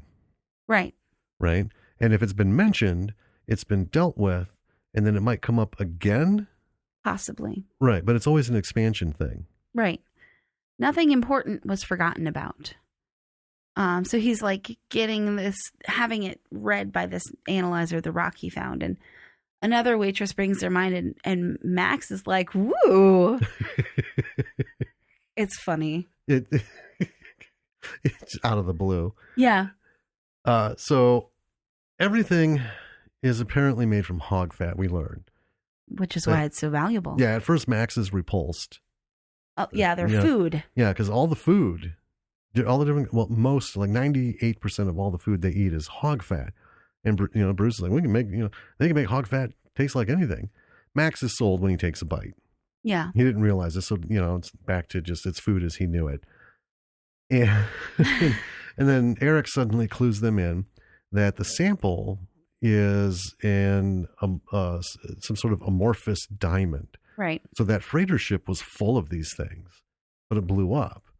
And Max thinks he knows where they got that cargo. Bruce wants to go get it, but it's years away. Big years. Bruce thinks he can sell the sample diamond and use the money to soup up Nessie to get them there. Max is hesitant at first, and then they jump in, and Bruce asks if Taco might want to go. Yeah, I don't know why. You think Taco will want to go? When earlier they were... He says Jane. He does say Jane. They call her Jane Doe throughout the whole movie, but Taco is more fun. Yeah, it is. Okay. And... which is funny because earlier they were like, why would anyone bring her along? I know. Wait, do you think she might want to come? Yeah. I think she's grown on them. I think so. Yeah. So they eat up and head off to sell the sample, but not before Bruce stops, live in the moment, and grab Katie and give her one of those classic, just grab her and kiss her. Grabs her, dips her, and kisses her hard. Oh, yeah. 50s romance. And then it's 2 months later. Yep. They're still docked. Mm-hmm. Taco is back. Yep. Mm-hmm. And Katie's with them now, too. Yep. She and Bruce are a thing. They are. Uh-huh. And suddenly RJ creeps in trying to grab her boob. Right. Yeah, it was this weird shot. RJ7 comes rolling in and his hand comes up towards her boob. And it's just like... Yeah. Okay. So Bruce gives Katie a tour, starting with the pool. A pool. Right? I think it's this water containment area. Yeah, because we don't see it. No. And the scene ends with Taco saying, "We're all going to die." So then apparently this wasn't launch time. No. So now it is launch time. And Taco's at the console wondering what the buttons do as they're heading through space. And she slams one. And it's the sewage dump button. Yep. So they actually dump sewage on a passing ship. And the person isn't happy. No, she's cursing out Bruce. Yeah. And everything. And this was my favorite moment. Mr. Sour Cream has a woman. Yeah. He's there with a woman, and holy shit, her name is Miss Sour Cream. Mm-hmm. Oh, that did it for me. Yep. And she's got googly eyes and what I assume is some of Taco's hair. Yeah. It was, in little pigtails. That's exactly what it looked like. Dangling off the edge. Yeah. So then the closing shot of this, we have Nessie taken off into space, and then we hear Bruce say, it's a voiceover. Uh-huh. It's an external shot, and we hear Bruce say, "Hey, who barfed in the mostly meat?" And Taco answers back, "Me, like 2 months ago." And then the credits begin to roll. Yeah. And that, my friends, was Space Trucker Bruce. Yeah. This movie was awesome. Yeah, it was. Oh my God. It was so much fun. All right. So now we're going to roll into, we have so much to talk about in this part of the podcast today. We do. So this is the part where we switch over. Don't mind me. Switch over from talking about the movie to what we can learn from this movie. yes. And so before we get into it real quick, folks, go tell you what, hit the pause, go get situated, because it's going to be another long day. But not only are we going to talk about things, as we mentioned earlier, I had written Anton.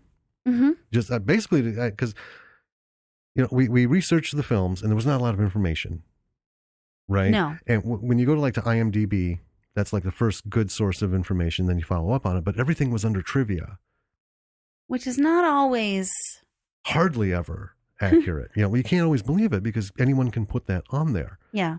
So I took a few of these, the budget and stuff, and a couple questions, and I wrote to Anton, and bam, he wrote me back. And in writing him, well, yeah, and I wasn't buttering him up.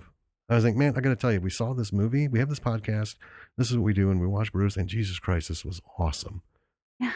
Yeah, it was so much fun and so well done. And we're going to talk about it. And, I want to get some information. Can you verify these things? And he was good enough to write back and we've emailed back and forth. And I don't want to jinx it, but we're hoping to get him on an interview if we can work it out, time-wise and stuff. But yeah, there's a lot to go over that we want to talk about, not just what you can learn from it, but what we know of what went into making this movie. All right, let's talk about what we can learn from this movie, and let's talk about what went into the movie. Yeah. Okay. So, in the process of emailing Anton, I got some stuff, a lot of information, so we printed it out. And one of the things, throw my glasses on here. I can see this. I think this is the one. So when I asked him to confirm the $10,000 budget, yeah, he said, yeah, I mean, roughly, a little over, a little under. He didn't keep accurate records. But I want to read this list that he sent on where he spent the money. And I think this is really important. Cameras, camera equipment, sound equipment, lighting, space rental for the restaurant and ghost ship hallway building, paint, hot glue, in parentheses, so much hot glue, hot glue guns, tape, various prop making materials. The space helmet that they use was made from foam and fiberglass. So he said he made a mistake and melted the foam with the resin. So he had to use auto body filler to fix it, and that was about $400 on the helmet. Computer hard drives, editing software, food for the actors and crew, which we've talked about. Feed your people. Yeah. All right, sacrifice everything else. Feed your people. They're doing this for you. Music licensing was about $1,600, right? And then posters and advertising and miscellaneous stuff. Yeah. The music was legit. It was, and that's that first scene when he's in. Well, we see Bruce strolling through the park. I want to mention this was filmed in Alaska. Yep, right? In Juneau. In Juneau. So it's, having been to Alaska many times, it's not hard to get beautiful scenery, but if you don't shoot it well, it's not as grand. Lighting's an issue. Lighting is an issue. And that's the thing with so many of these movies that we see. They don't have, if you've seen, anyone who's seen behind the scenes of them filming an outdoor scene, right? They have the light diffusers, the big canvas, they have gaffers and stuff building these, giant erections of scaffolding and structures to filter and diffuse the light. Low budget doesn't have that. And often what happens is you get someone or a group of people out in a scene in sunlight, and like Zombie Boy, is a movie we watched for fun. And there were so many outdoor scenes where the sun was so intense. It wasn't even hot spots. It was just washed totally, them out. Completely burned. And in a lighting sense, that means that you can't correct it. You can take any digital, even on film, you could take whatever you wanted. You could darken it. You could lighten it by underexposing or exposing. But when something's that hot, that burned out, it's unfixable. Right. Right. And that's why they spend all the money on this equipment. Well, he obviously didn't have that, but it was so well done. There was none of that. Right. Nobody was burnt out. There wasn't these glaring white lights. It was done really well. Yes. So, take from this list things to consider. If you haven't yet made your film and you're thinking about doing it, these are things that are important. And there's some more detail I'm going to get into. Like, like I said, we've exchanged more emails and got some information, like a lot of the software that, he had to buy it. Yeah. He started It's expensive. It is expensive. I mean, it's ridiculously expensive. Even for like a little project like this, the cost is still the cost. Right. I found out that he used Blender for the 3D modeling. He, had to replace hard drives, get better computers, because he started this on a, like we all do, underpowered computer. Yes. Things. Yeah, go ahead and get that that one. So when it comes to it, you're either paying out of pocket, you got friends and family who will chip in, or you can do us like a small fundraiser, but your money is going to go to a lot of places. Yes. And like that $1,600 for music, that kind of like, wow, but it pays off. It does. Because like I was saying, going back to that opening scene, that jumpy music, yeah. Like I said, it wasn't Casio. It wasn't, this pling, pling, pling, pling, pling thing. It was fun music. And it just took you right into it immediately. Yeah. And the budget, the $10,000 budget, in this interview questions he sent us, he had a self-imposed budget of $30 a week. Mm-hmm. This movie took 6 years to make. Yes. Because that was in the trivia, right? And yeah, where was it? Get lots of papers here. So, I'll go from both of them because it's kind of, so we started in 2008 and ended in 2014, the last 3 years in post-production. That struck a chord with me because our movie is in its 4th year of post-production. It is. Unfortunately. And I feel his pain, here's the thing. Credit to him because he learned all this stuff. As he was going along. And that's kind of what I'm doing. And, Patreon folks will be seeing some videos of my colorful language laced sessions trying to figure some of this shit out. It's one thing to take your project and learn how to do it yourself, but you know, when you've got something that's been slightly butchered, Yeah. and you're trying to fix it and you don't know what the hell you're doing, makes it harder. Right. And especially if you think about back in 2008, computers were not as fast as they are now. No. And that was one thing that he mentions in his answers to our questions, that he wasn't very efficient. He had slow computers, you know. Mm-hmm. Just editing takes a while. And his current movie, A Girl, a Yeti, and a Spaceship, which is advertised at the end of Space Trucker Bruce. Yeah, if you see Space Trucker Bruce, follow it all the way to the end of the credits. It's almost Marvel-like. It is. It's just this real quick scene from this upcoming film Mm-hmm. that I believe, as he says, 2021 possibly. Right. It'll be out. Yeah, Yeah. and he said that one took him a year to edit. Mm-hmm. So, Well, that's the thing. So let's break this down. So he started writing the script in 2008. yep. Got everything together, started filming. And here's the thing.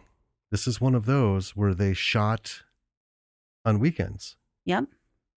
So finding that out added a whole new level of respect, Yeah. because continuity, folks, that's another thing you have to be careful with in your films. We have seen so much lack of continuity. I know. And you know what it is, even in big budget films. The car takes a corner and 3 of the fucking hubcaps fly off. And next Right. thing you know, it's got them all on in the next shot. Yeah. Or famously in Game of Thrones, there was the coffee cup. The coffee cup. Oh, and then the other one with the water bottle when they were having Yeah. the council outside. You know, I don't even call that continuity. I call that sloppiness. Well, that's fair. Okay. So I can't even imagine Anton's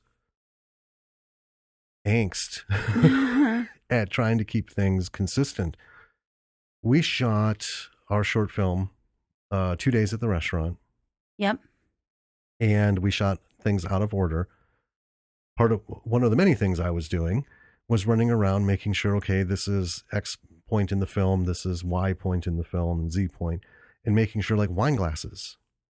You know, we Had appropriate amounts of. had the appropriate amounts. So if we went back to, okay, so this is taking place after, 13J. Mm-hmm. So, 13I now, okay, so the water needs to be here. We had to, with Mary and her costuming and her hair and everything, we had Right. to get as close as we could to, where Yeah. are you here? And then put the hair back up and then take it back and frazzle it more. Just the level of trying to keep things so everything wasn't just haphazardly, out of whack. I can't imagine doing this over basically a 3-year period. Yeah. And it wasn't always every weekend, because he does say that there were, times when people couldn't shoot. Right. Right. And that's the thing, when you have these projects, it's not going to be done in a day. No. It just isn't. In fact, we had the days of shooting the restaurant scene for Alice Has It Under Control. Yep. And then we had to shoot a bathroom scene, which was done way later, and, completely different location. We had the bedroom scene. Yep. And then we had the park scene. Mm-hmm. And then we had the under the table scene. Right. All of these were shot, because the last shooting that we did was in December. And it was the under the table. Yeah, the under the table. And so from August to December, we had these little things. We had a power packet. Those 2 restaurant shooting days were long. They were. And they weren't days, they were night. Right. We started late at evening, even though we, covered the windows and everything. It went way. And into the another early difficulty we had was that our daughter was in the movie. Yes. And when we filmed in the restaurant, she was 6, I think. Yeah, if we're in 4th year. Yeah. She was 6, and we filmed in the restaurant in the summer. At the end of August. Right. And then so in December, and she was pivotal to the under the table scenes. Yes. Because there were only 2 characters under the table, and she was one of them. Kids grow really fast. They do.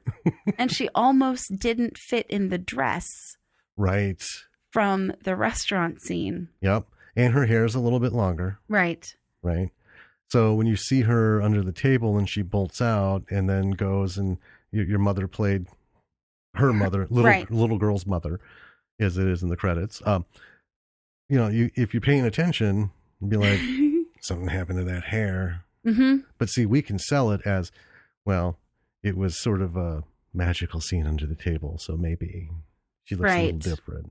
Yeah, whatever.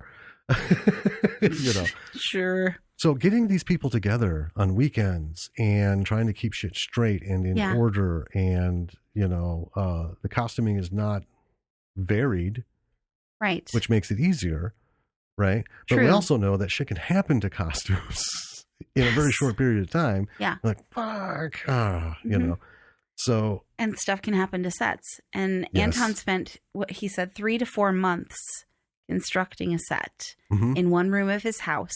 Yes.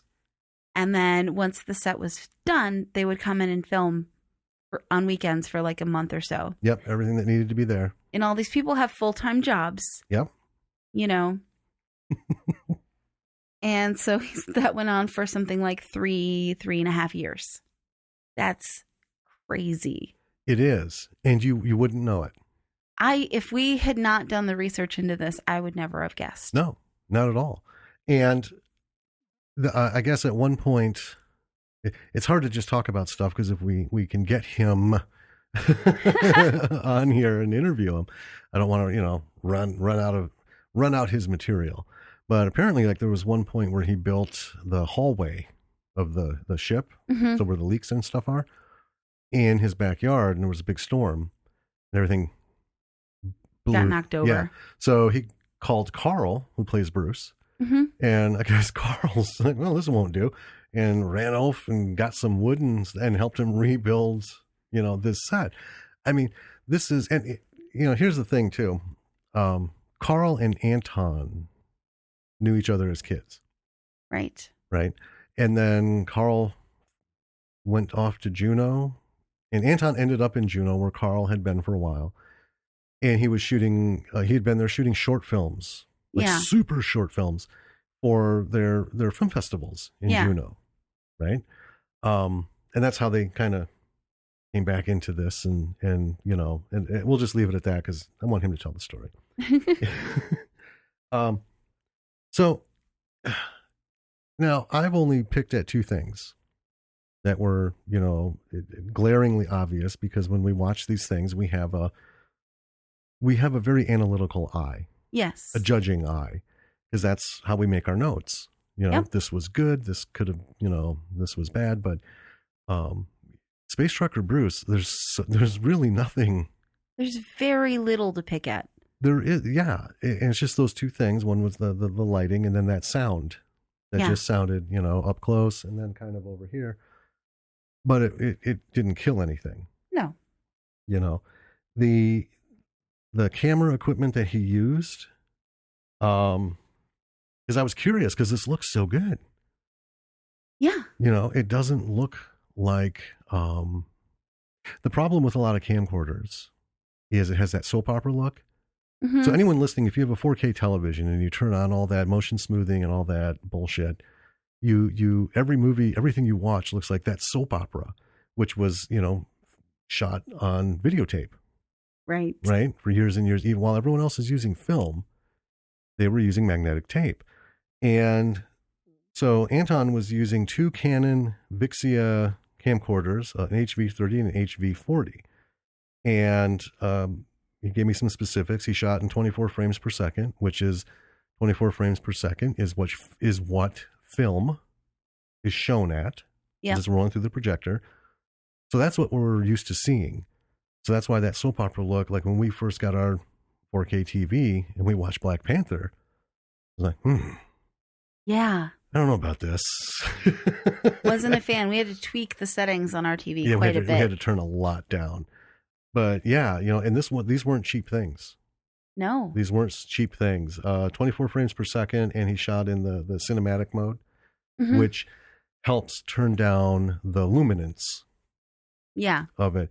So if you're shooting with like an iPhone, right? It's a good camera. We It just is. spent the weekend in Chicago at Shedd Aquarium, and I am so impressed with the quality of the pictures and the low light and the videos. Yeah, we got some gorgeous pictures. The camera technology is fantastic. However, Mhm. unless you use a third-party app and make the settings ahead of time, you have to do some post-processing where you have to get rid of that luminance where it looks like live camcorder, stuff like soap opera, Yeah, right? You have to take it down. Cinematic mode takes that luminance down and makes everything a little bit flatter right. in terms of lighting, color, and saturation. It looks more realistic. And I say that because we're used to seeing film, Hmm. in the theaters and stuff. And when they show it on TV, it's just copied from the negatives Yep, that they shot. Yeah. So this was really well done. it was. It was beautiful.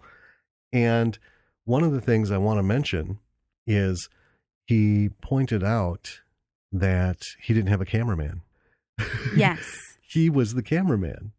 When he's not in the shot, he was working the cameras. Yeah. And if you remember when we were talking about the movie, Anton plays Max, Yes. who is in most of the movie. Yeah. Majority of the shots are him, with him in it. Hmm. When he's not in the shot, it was record and go.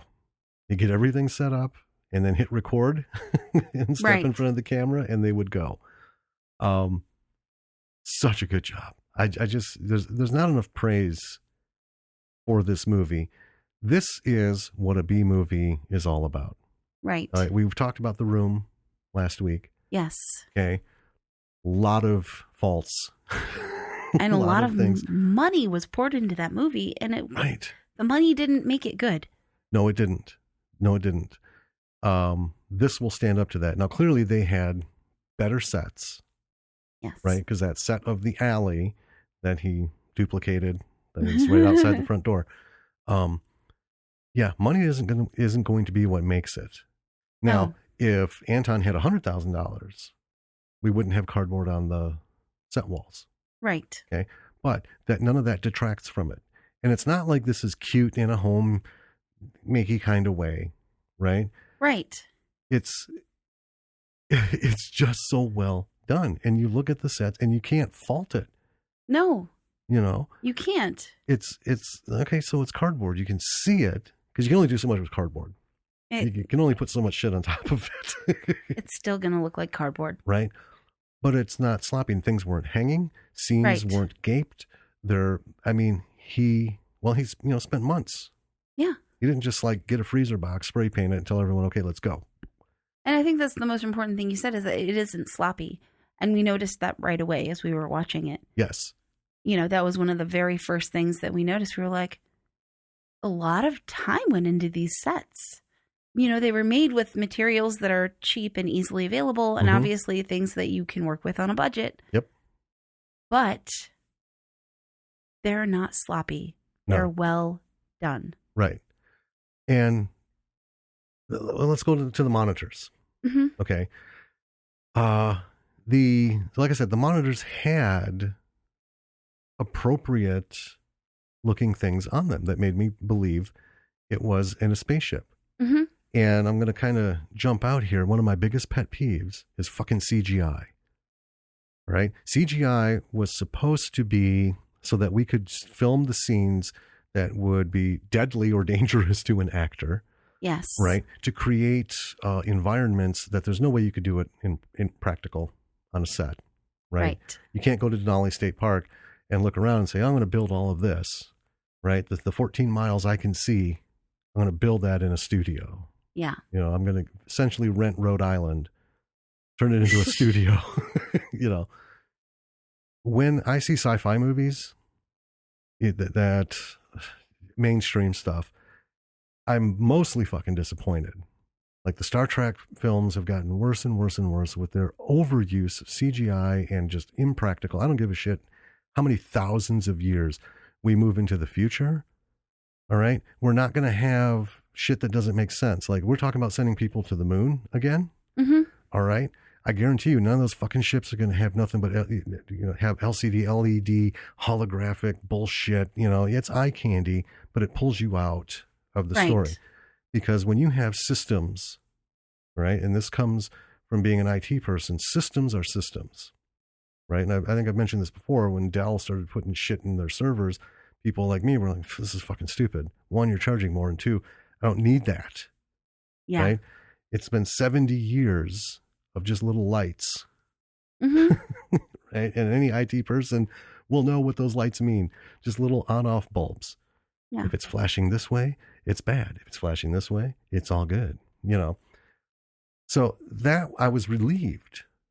And they're not like super simple, like stick figure, you know, old Nintendo Mario Brothers graphics.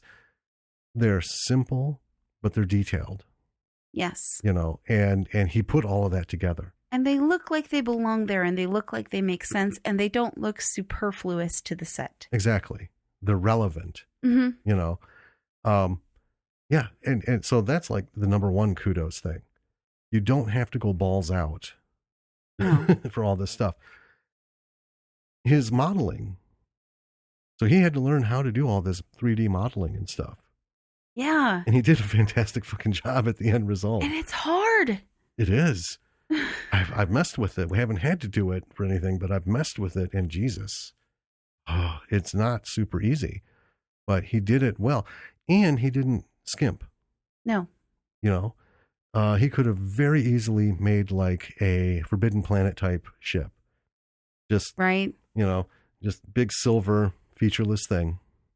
Right? Or like Ed Wood, the two paper plates stuck together with tinfoil on them. Yeah, the 3D modeled version of something like that, and passed it off as good enough, Mm-hmm. right? But he didn't. These things were really not super duper intricate because, again, a spaceship, in all practical sense and purposes, doesn't need to have all this crazy fucking features. They think they do to woo the audience, you know, but that's not it, Right. right? That's not what it's about. I want it to look realistic in that it looks practical. And I say this as, you know, the Millennium Falcon is my favorite spaceship of all time. I get it. Right? But if you're trying to bring me into a non-fantasy version of sci-fi, so space trucking, okay, I get that. It's pretty much set in a future reality that I have to identify with. So all this, you said superfluous bullshit, Yeah. you know, he put in enough detail to make it look like this looks real. Yep. But it wasn't crazy ass over the board stuff, you know, and that's admirable, It is. you know, hugely, especially when you don't know what you're doing and you're learning it. Because I know I've worked with various kinds of software and I've reached the point where it's like, you know what, good enough. This is where it ends. Right. No more brain power on this shit. And he didn't. He kept going on this, and he took the time, and that's incredibly admirable. He took the time, you know, no matter how long it was going to take him to get it right. He did. And, you know, it's funny because when we saw this, right away, the first time, Mm-hmm. right, we saw it through the end. We saw that girl Yeti in a spaceship. And right away, I started digging for it. I'm like, damn it, where is it? Because usually if there's something associated with the director or the actor or something, it'll show up on the bottom of Prime as, you know, viewers also watched. And then they'll have the tie-ins, you know, to whoever's in the movie. Right. And I'm like, God damn it, they don't have it. And so, yeah, the presumption is that, well, if this is on Prime, then surely the other thing is. You would think. That was before we knew how long this movie took to make. And that he was still making Yeah. the girl Yeti in a spaceship. So, I mean, again, that's how good and fun this movie is. He's got something else. Right? I want to see it now. Absolutely. You know? And so we can't. Not yet. But we will. We will. Yep. When it does happen, we're going to get it. And just a quick note, because we still have some things to talk about, but we will have links. So if you're listening to this through a subscription, you know, your whatever you download your podcasts on, do go to the website or iTunes, wherever you want to get it to it. In the episode description, we're going to have some links Yes. because like Space Trucker Bruce has a website And a Facebook page. and a Facebook page. So we're going to put links to all this stuff because you need to You need to really get into this. Yeah. This is going to be, I'll go ahead and go on record with this. This is going to become a cult classic. I believe it. If this can get it's on Amazon. So if this can get the distribution to, it's getting distributed, but if this can get the viewership, Yeah. right? This is the kind of thing that's going to have like a Rocky Horror type following. It's fantastic. It's so good and fun. And, it doesn't try to outdo itself. No. This is why you go to movies. We've talked about it before. It's not always this big education. Yeah. You just want to have fun. And this was a nice, fun ride. It was. And we've seen it 3 times. And it's a fantastic example of a B movie that was done really well with a really, really low budget. Yes. And, like we said about The Room, so much money went into that movie, but the money didn't make it good. No. No. You don't need money to make a good movie. You don't. And this is as much of a passion project. Yes. As The Room. I mean, Tommy, God bless him, was really, he wanted to, fuck Hollywood. I'm going to make my own movie. That's again, awesome. That's what it's about. But, we love the movie, but there's a lot of faults. This is the same thing, but this is someone who spent their money wisely. Yes. Their time wisely. Well, and I'll back up a little bit because he even says, I can only do this because it's what I could afford. So it wasn't wisely in that, he labored over these decisions and, it's not right. It's not like Tommy, well, I'll just shoot it in both formats because, Tommy had the money he could.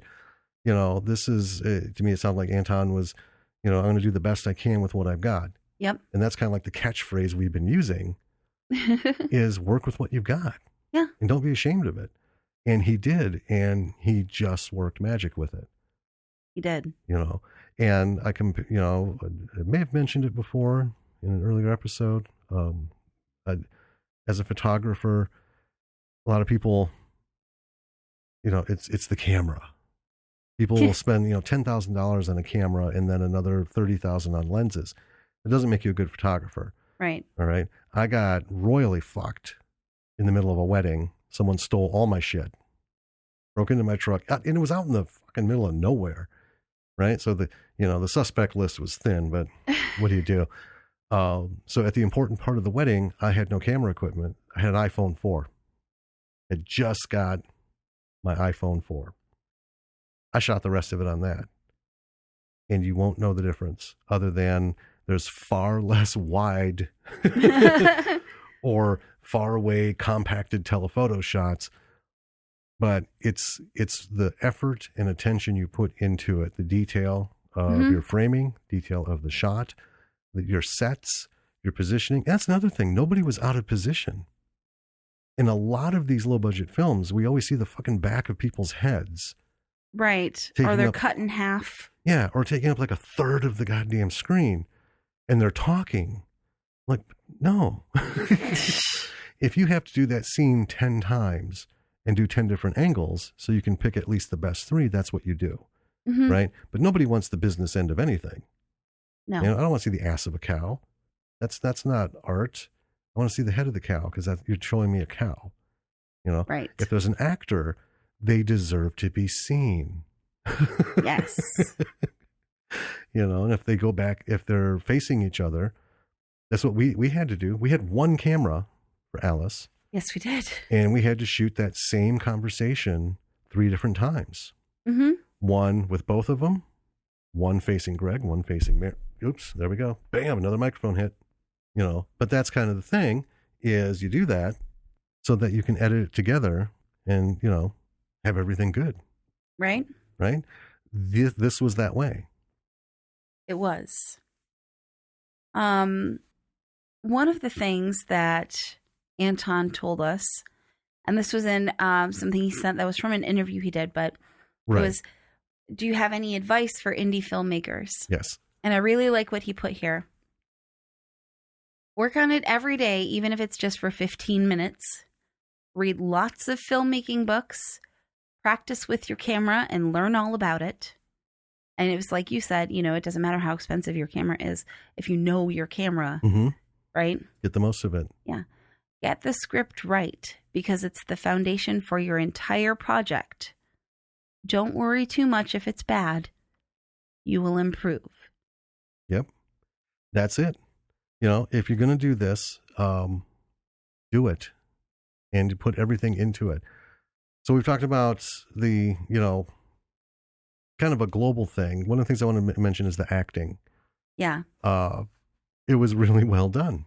It was. Right? These people create, you know, it was, and some of it has to do with the writing. So if you're a writer and if you're the writer, director, you know, kind of thing, keep in mind how you want to tell your story, not just the story, but how you want to tell it.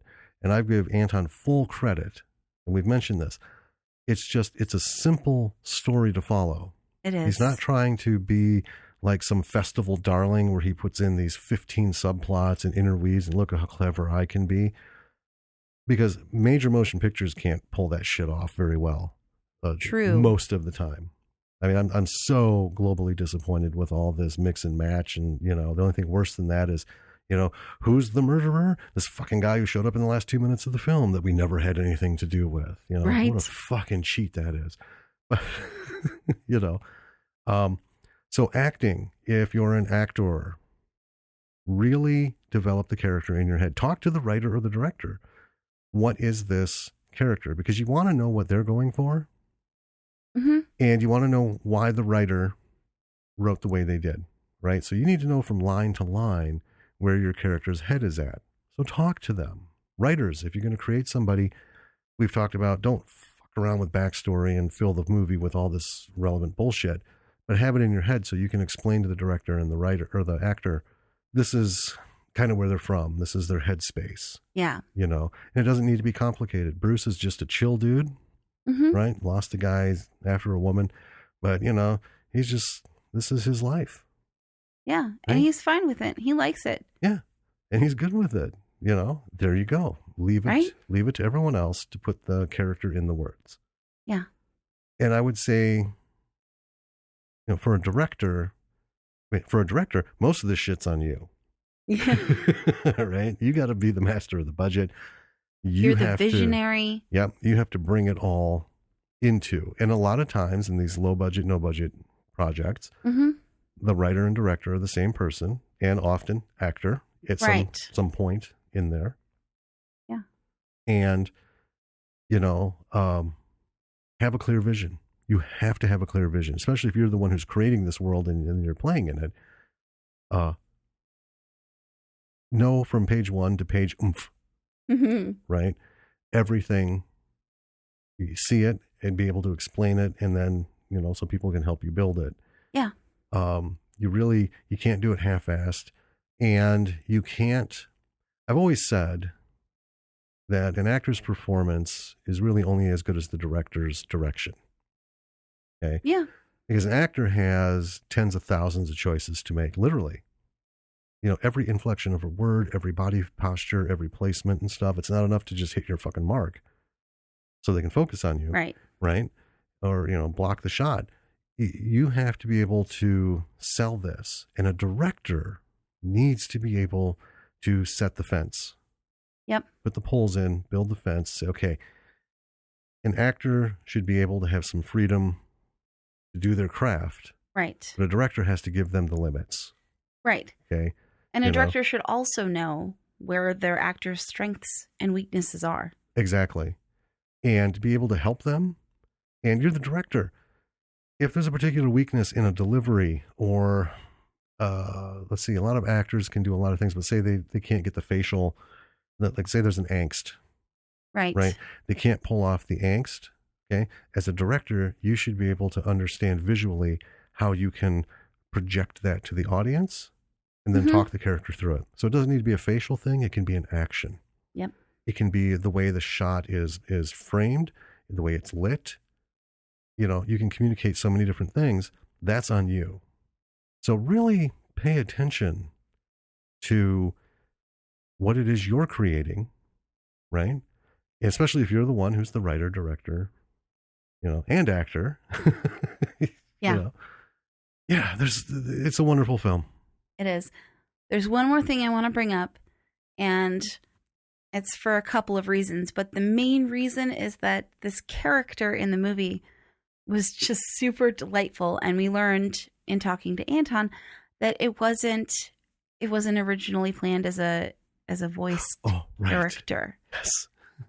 So Mr. Sour Cream, who honestly, I mean, maybe wasn't a necessary character, but it was so fun, and it made the movie so fun. And I thought about that. It would have been really, without Mr. Sour Cream, everything else would have been fantastic. We would still had fun. This was just another layer of greatness. It was so fun. So Jim, tell us about Mr. Sour Cream. Well, Mr. Sour Cream originally didn't have any kind of speaking part. And this is one of those deals where basically Anton's son voices Mr. Sour Cream. Will you hand me this as I took my glasses off? I'm so sorry. Okay. He was, what does he say? He was trying to think of the sounds Mr. Sour Cream could make, or if he would be silent. He wasn't planning for him to talk. And then his son pretended to be Mr. Sour Cream, saying things in a funny voice. And he just loved it. Yeah, and his son was 9 at the time of filming. Mm-hmm. So he added dialogue to the script and turned Mr. Sour Cream into an actual character. And that's the beauty of B movies, right? Because again, we don't have a studio. I mean, there's always budget and timing and stuff that you have to kind of wrestle with. But any kind of independent thing, really, you are the maker of your universe. Yes. All right. If you decide to do something like this, now Universal and Paramount and all these people who have all this money invested and release dates already set, right? They're going to put the hammer down. No. Oh, they'd split you from groin to Adam's apple, right? Absolutely not. God damn it! This is what you're shooting, and that's it. B movies often have that latitude. Yeah. Where at any point, you know what? Fuck it. If I can swing it, because really it only comes down to do you have the money to do it, right? And this is like a no money thing. Yeah. You know, so this was brilliant, and it was beautiful. Enjoy your creativity at any level of production. Yes. In these films that you're in, do the best you can. You know, as actor, director, writer, producer, whatever. And I think what made this so much fun is these people were, close knit and committed. Yeah. Yeah. Every weekend for years, Oh my gosh. or as often as possible. That is heroic. I know. Yeah. So, not only do the best you can, but work with others to bring out the best in them. Help each other. It will only ever get you a following. I mean, Anton, I'm sure, has way more than us, who just love this show or this movie. But he has 2 more fans. Yeah. And we're going to tell this to everybody. You got to watch this, got to watch this, got to watch this, I love it. I love this movie so much. It's everything. It is. So well done. Super well done. Space Trucker Bruce. Yeah. So Space Trucker Bruce is available on Amazon Prime and on YouTube. There's a website. We'll put the links in the description, but I'm just going to, Yep. Go ahead. say them right now. It's spacetruckerbruce.com. Mm-hmm. It also has a Facebook page. Just look up Space Trucker Bruce. Also, his new movie, A Girl, a Yeti, and a Spaceship, also has a Facebook page. You can look that up. There's lots of goodies on that. And the pages for these are going to have a lot of behind the scenes stuff and stories about the movies, all really fun stuff to get into. Mm-hmm. And yeah. Yeah. Girl Yeti Spaceship. That's what's going to be on Facebook. There's no... Okay, Girl Yeti it's Spaceship. Just Girl Yeti Spaceship, all one word, just like Space Trucker Bruce. Okay. And yeah, folks, you got to do this. You got to go see this stuff. You got to go visit, the website. Yeah. You've got to do it. If you don't have Amazon Prime, go to YouTube and watch this movie. Yeah, exactly. Yeah, go to spacetruckerbruce.com. Yes. And from there, there's some links on there too to the Facebook. Start there and really just enjoy this. Whether you're thinking of making your movie, you've shot it and you're working on it, if you're at any phase, or if you've shot a movie and you're going to do another one, whatever, have fun. Right? Right. Or if you're one of those people listening where you don't give a shit about any of that, you just want to hear us ramble on and hear about these weird fucking movies that you would never otherwise go look at, check it out because you will not be sorry. Space Trucker Bruce, we don't have any kind of like rating system or anything, but I would give this 10 stars out of 10 stars. Oh, it's definitely. It's a thing of beauty, and I hope we get to do more with it down the road because this is fun. Yeah.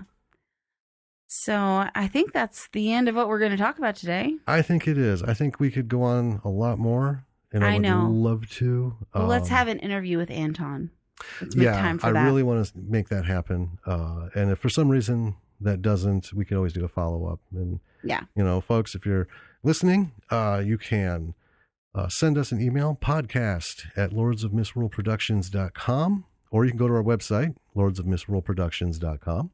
Yes. And click on podcast link so you can get to the emails and just click on, podcast. Yep. Send us, comments, questions about the movie, whatever. If you'd like to hear a follow-up episode, something like that, we'd love to hear it. Yep. Or you can check us out on Facebook. Bravo for the B-side.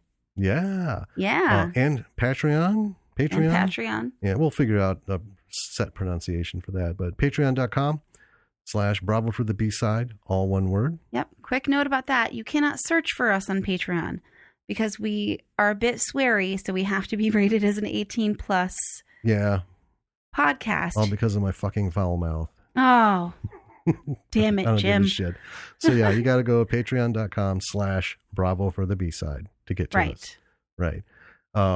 If you want to become a patron, that would be awesome. Listen to our podcast, subscribe to it, iTunes, Spotify, Stitcher, yada, yada, blah, blah, blah. All those things out there. Still at this point, waiting on a few more approvals. These things can take like 4 to 6 weeks for these last groups.